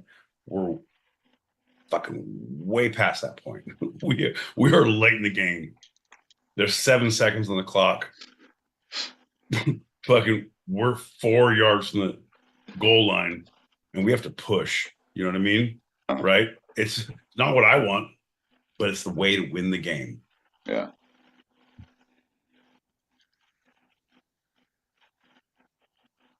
Nah, man. I'm gonna take a knee. I don't know. Ruin my chances. I'm getting drafted. This is fucked up. I'm out. And that's why Pete is impregnable. He'll challenge anyone to pregnate him. Again, impregnable. Don't put the T in there. You and your G's with your vinging and your T's with your impregnating, John. I'm trying to be the antithesis of you. How does anything get done around here if you pronounce things so wrong? How does anyone get impregnated if you keep on pushing those T's so hard? When you say dot the I's and cross the T's, we don't mean it in impregnate, John. Well, in impregnate we do. Impregnated we don't. The English language, it's a fuck thing. Am I right? To be the complete antithesis of you, my boy Pete, I'm going to do a non sequitur and say we should pop those packets. God damn it. Can someone hold my baby? I'm going to take my earrings off and fuck John up. He needs to learn a goddamn lesson. All right. I'm going to pop these packets. Then I'll fuck him up. You guys get it. How many dicks is that? A lot of dicks. And this Coos, she's fucking like she's never been fucked, and she's feeling something she's never felt before. Pain. When the Coos feels the pain, it makes her feel like a virgin. Hence, like a virgin. Good call, Dub. Fucking good call, bud. John, do you know what that's from? No? Mr. Brown, I could be Mr. Shit.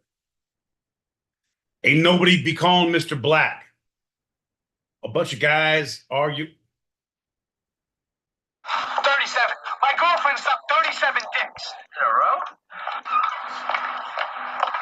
Hey, try not to suck any dick on the way through the parking lot. Okay. Here's a little something. Again, let's pull the curtains back.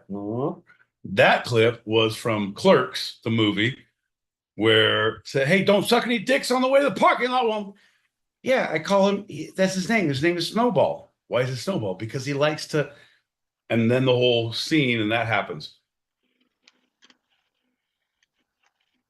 Do you remember, John?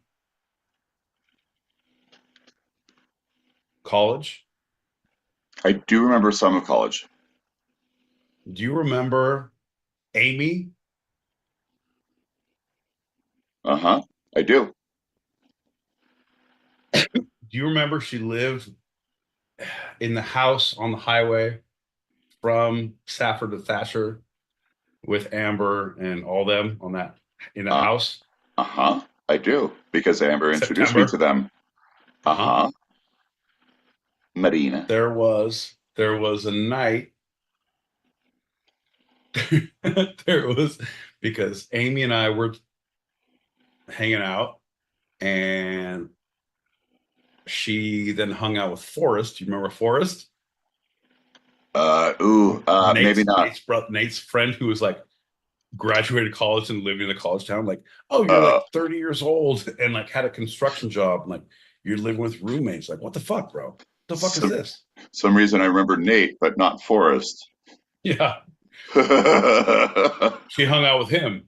And we had just watched that movie. We had, like, it was new. It was a new Clerks was new, right? Yeah, right. As we're like, I need booze. Henry's like, yeah, I'll drive you. Like, he drove my car and I'm in the passenger seat. No, Wes is driving. Henry's in the front seat. I'm in the back, in the passenger. I'm a drunk.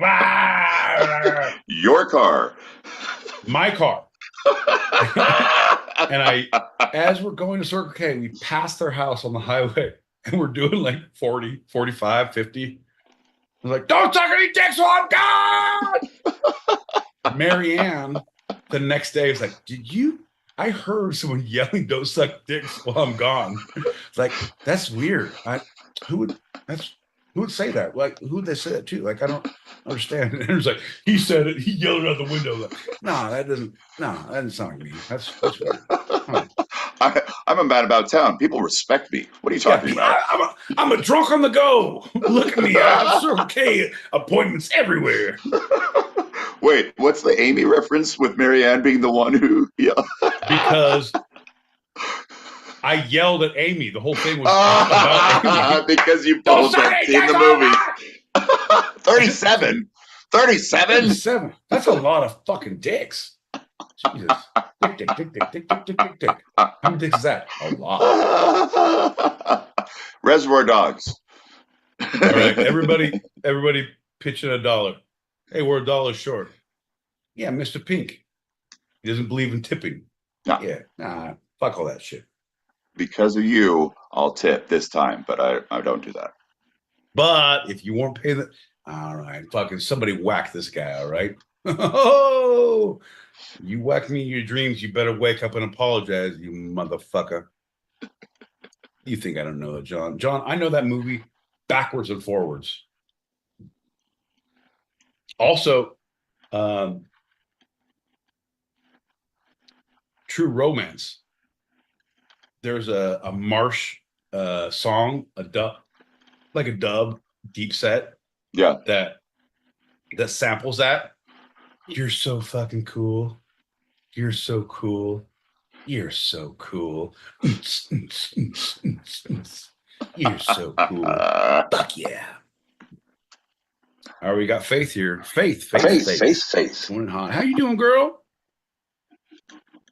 Well, speaking of impregnating, I'm sorry if you can hear you guys in the background. You guys are on my TVs. On all of my TVs. Hold on. Let me move around. In order to impregnate somebody, we should propagate this. And for purposes unknown to the pregnation of the God dang it, that's my pregnant toe now. No, okay. So how are we gonna make this bird prego? Do we look at it, put it in the oven at 375? You know, far. Involved. I'm with you. I mean, what kind of sauce do you like? Is it Alfredo? I'm just asking for a friend who knows a friend that might be impregnated soon from a guy named Arnold or Richard. Who knows? We'll see. Actually, we won't. But no, this is fun. These are interesting topics. You guys, please get pregnant. I am, and I didn't think I wanted to, John. I thought it's a lot of responsibility, was I thought. But after that, I was like, I'm in. Like, fucking, let's do it.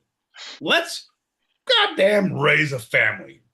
You know what I mean, John? It's about time. It's about goddamn time someone is raised in my image. Always an uncle, never a father. That's my life. So you have fun with that, my boy Pete. Well, no, I'm with you because I'm always a bridesmaid, never a bride. So I get you, bud. We do. I get you. No, I was gonna go really fucking off res on that one, and I need to not. Perfect. So here's the deal, bud.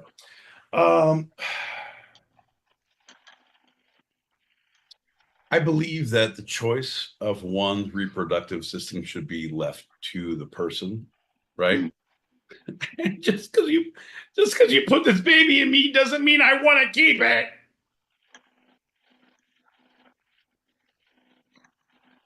That's the end of. Okay, so we should have a shot right now. Yeah, no, that was too much. Like the whole thing. Like I know you're saying I'm in a lot of trouble, John. You're late. Here's for a non sequitur. Let's have a shot. Let's go ahead and we'll go visit your aunt in Vermont for the summer. When you come back, everything will be fine. Okay? Okay. Cheers. Pink, pink, pink. Bagal. It's because of the comic strip. It's because of the comic strip. I only read it. So I didn't know how it was pronounced. Wait, what? Non sequitur. Non sequitur. Yeah, it's the comic strip. Bud, you know what? Comic strip, be damned, man. Hooked on Phonics fucked me up at an early age. And I know I've told this story before. 2nd grade, we had the Hooked on Phonics program, and here's your little cards, and you graduate from the gold cards, the orange cards, the yellow cards, the whatever cards, and you fucking work your way up to fucking spelling infamy. I had the word was determined. Show me the word. I'm like, yeah, it's Dietermine. Like, no, sound it out. Yeah, Dietermine. Sound it out again. Dietermine. Yeah. My name is Peter. It is DETER. Yep. MINE. Yep. I don't know what Hooked on Phonics does for you, sir, but in my world, it's Dietermine. That was the first time the school was set on lockdown. Well, John, it wasn't the last time. I'll let you know. Hooked on Phonics bugged that school up for me and itself all the way through 8th grade. Did you ever have an in-class spelling bee? Or just like the class that you were with? Yes. You know, yes. Yeah, I had one of those. We also had Bible verses. I went to a Christian school up until 8th grade, and we had to give a Bible verse if you were picked on Fridays. Oh. And you'd have a thing and a Bible verse, and like, oh yeah. So I went. No, you think? You think? I went hard. I went first with a biblical passage. I was like, Jesus wept. Thank you. And it's from the, you can't tell me it's not a passage. It's fucking. It's the shortest one. And then I would read from. After they told me I couldn't do that, I was like, all right, no, that's good. All right. You have to do longer. And like some cool. For the book of Job, my little sister's breasts are like mountains with white tops. And like I would read, it's like, no. Hey man, I'm just reading the Bible. What do you need from me? Just one verse. Turns out less talking. Turns out I got to sit the fuck down for the rest of that year. I learned early on that less questions was better for me. I pay attention to that, but I did learn that pretty early. Wait, what were we talking about? Oh, right, non sequitur. Non No, sequitur. bro, that's literally what I've been trying to tell you for the last 4 years is less questions. Like, shut the fuck up. Like, a lot of times, you are your worst enemy. And I'm not saying you, well, okay, hear me out. I am saying you, but I'm also saying all of us are our own worst enemies. If you shut the fuck up, they can't get you. Just, I want to defend myself. Nope. Just shut the fuck up. Nope, you're good. Nope. I know it seems like the antithesis of what I do on this show, but hear me out. It's a safe space, and god damn it, I will not be impregnated by John's fucking sycophant ideological bullshit constructs that he insists on throwing my way. I refuse. I will not. I cannot. Lord knows I cannot. Well, as I've said many times, Shakespeare's antithesis always has the answer to what you're saying. The antithesis to what you're saying is there's the right and the wrong, the push and the pull, the give and the take, the me and the you. Yeah, 100%. The evil, the good, the God, the devil, the Michael, the Gabriel. Yikes. Yeah, that's a good one, right? No, The that was actually scam, the the worst. lot. Yeah, nope. With that one, 100%. The Monty the Python. The the core. Yeah, all of them. John. The Stephen, the Lori. Jesus Christ. Now you're just fucking reaching, bud. Stop while you're ahead. All right, well, we got 2 more packets to pop, and then we'll see what happens, yeah? Yeah. You're so cool. You're so cool. You're so cool. You're so cool. And sometimes Clarence asks me what I would have done if he had died. If that bullet had been 2 inches more to the left. To this, I always smile, as if I'm not going to satisfy him with a response. But I always do. So good. So fucking good. So I didn't go to like Catholic school, but I had to go to CCD classes for Catholicism my entire school career. And when I was in like 3rd grade, I don't know if I've already told you this story. I'm so stoned, I don't remember. And the class was taught by a nun, and she was going around letting different kids sing Christmas songs. And what she would do is she'd like pull a song out of the hat, and you had to sing it. Well, she called my name, and my song was Joy to the World. You know, Joy to the World. Okay, well, my little brain, 3rd grade brain, didn't understand that, and so I busted out with, Jeremiah was a bullfrog. It's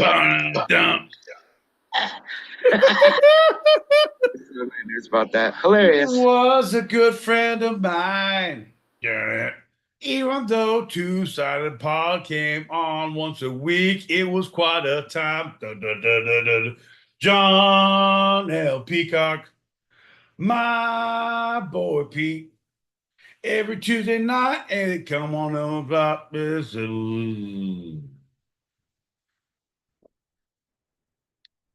Turns out we were out of batteries, unfortunately. Fuck yeah. Fuck yeah, Salty. Hell yeah. John. Oh, look. John.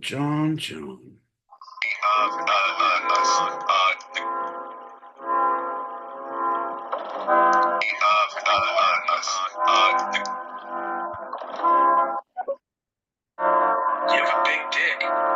Maybe don't do a fucking high jump. Maybe do a fucking shot put so your dick doesn't hit the bar.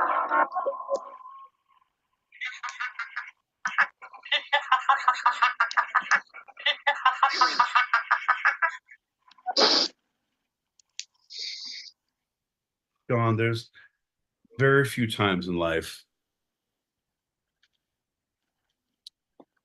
that I want, that I feel a desire. I scratch my itches all the time. As a matter of fact, I take care of my instant gratification needs. You sow your royal oats, right? No. Sowing your royal oats is different than instant gratification. That is something you put to plow, you put out in the field, and you do what you will, and things come at you, and you accept, and you parlay in turn. Now, Okay. John, what I'm saying, the want, the actual need, the feel of, oh my God, I want that. I am covetous. I am covetous. I want Dub to be the soundtrack of my life. No, I don't want Dub. I want Dub to curate the soundtrack of my life. When I wake up in the morning, I want Dub like, it's a good day. Big dicks shouldn't be jumping over pole vaults. Like, oh my God, I said that? That's great. Put it again on a loop. Fucking put the drop in there. Like, I want, bro, I am covetous of Dub's ability. I want that in my life. I want to be able to do that. You can't help me. No. You're a worthless piece of shit. I'm a worthless piece of shit. I am covetous of people's skills, and I want that in my life. I will show you. This is a classic example of careful what you wish for, because my boy Pete, if you get that covetous wish, you know there's going to be other Dubs like and even more affluent, flowing forms of the peacock mind. If I don't know you know what I mean. No, I truly don't. Like you. No, I don't. You went off the. He's going to dub me as well, and it's going to upset you. Yeah, I don't give a fuck about you, John. You're a piece of shit. You're an active failure in the installation of the constellation that we call the two-sided pod. You, sir, that's right, are the. Here's the deal, bud. As long as I get the choruses, you can have all the bridges, and I don't give a shit for any of the remixes, right? As long as I'm featured artist, I don't give a fuck.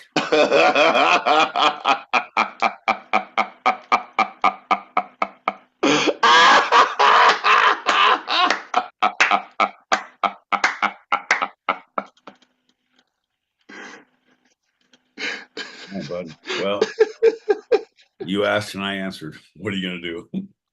That was beautiful. That was beautiful.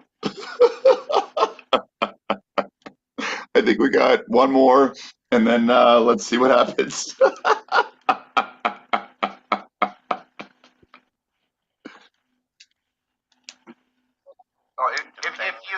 If you already know the answers to your questions, then why ask? Pig fuck! I like that he puts it with such concise phrasing. John, the linguistics of this man. The linguistics. Brevity is the soul of wit. Yes. Conservation of words and whatnot, my good man. Conservation of words. But El Deuterino if you're not into the whole brevity thing. Hey, man. We ain't here for a long time. We're here for a good time. Let's fuck around and find out. You know what I mean? All right, fair enough. All right, well, let's do one more. And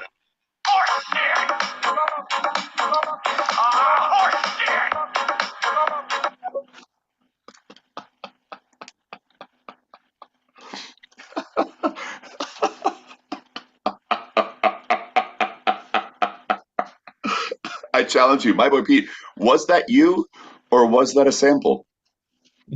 Bro, 100% that was me. oh, horse shit! Here's the deal, bud. I know the sound of complete and utter failure when I hear it. That is me incarnate. That's a promise. Well, since that's you incarnate, let me be the antithesis and do a non sequitur, and let's have a shot and get out of here. All of the way you speak your words. The thing about you, John. All right, John. Hold on, folks. We've developed this new form where John doesn't get offended by what I say, and all I need to say is, John, earmuffs. And now I can say whatever I want because he stops listening. He just puts him close. Yeah, see? Fucking John. Yeah. I hate the way you say words. The way you say words is the worst way to say words. Like if I was a word speaker and I came across a person of your ilk, I would be terrified of what. Yeah, it doesn't matter. Here. And 3, 2, 1, and we're back. John, hey bud, are you there? Everyone, wave your hands at John so he sees. Hey bud, are we good? No, we're good. You're doing the Lord's work. What you're doing, we appreciate you, and it will be visited upon your household in generations to come. Whatever, fuck it.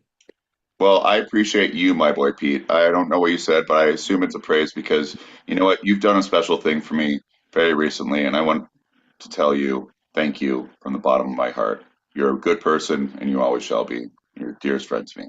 I love you. I love you, man. I love you, man. Cheers.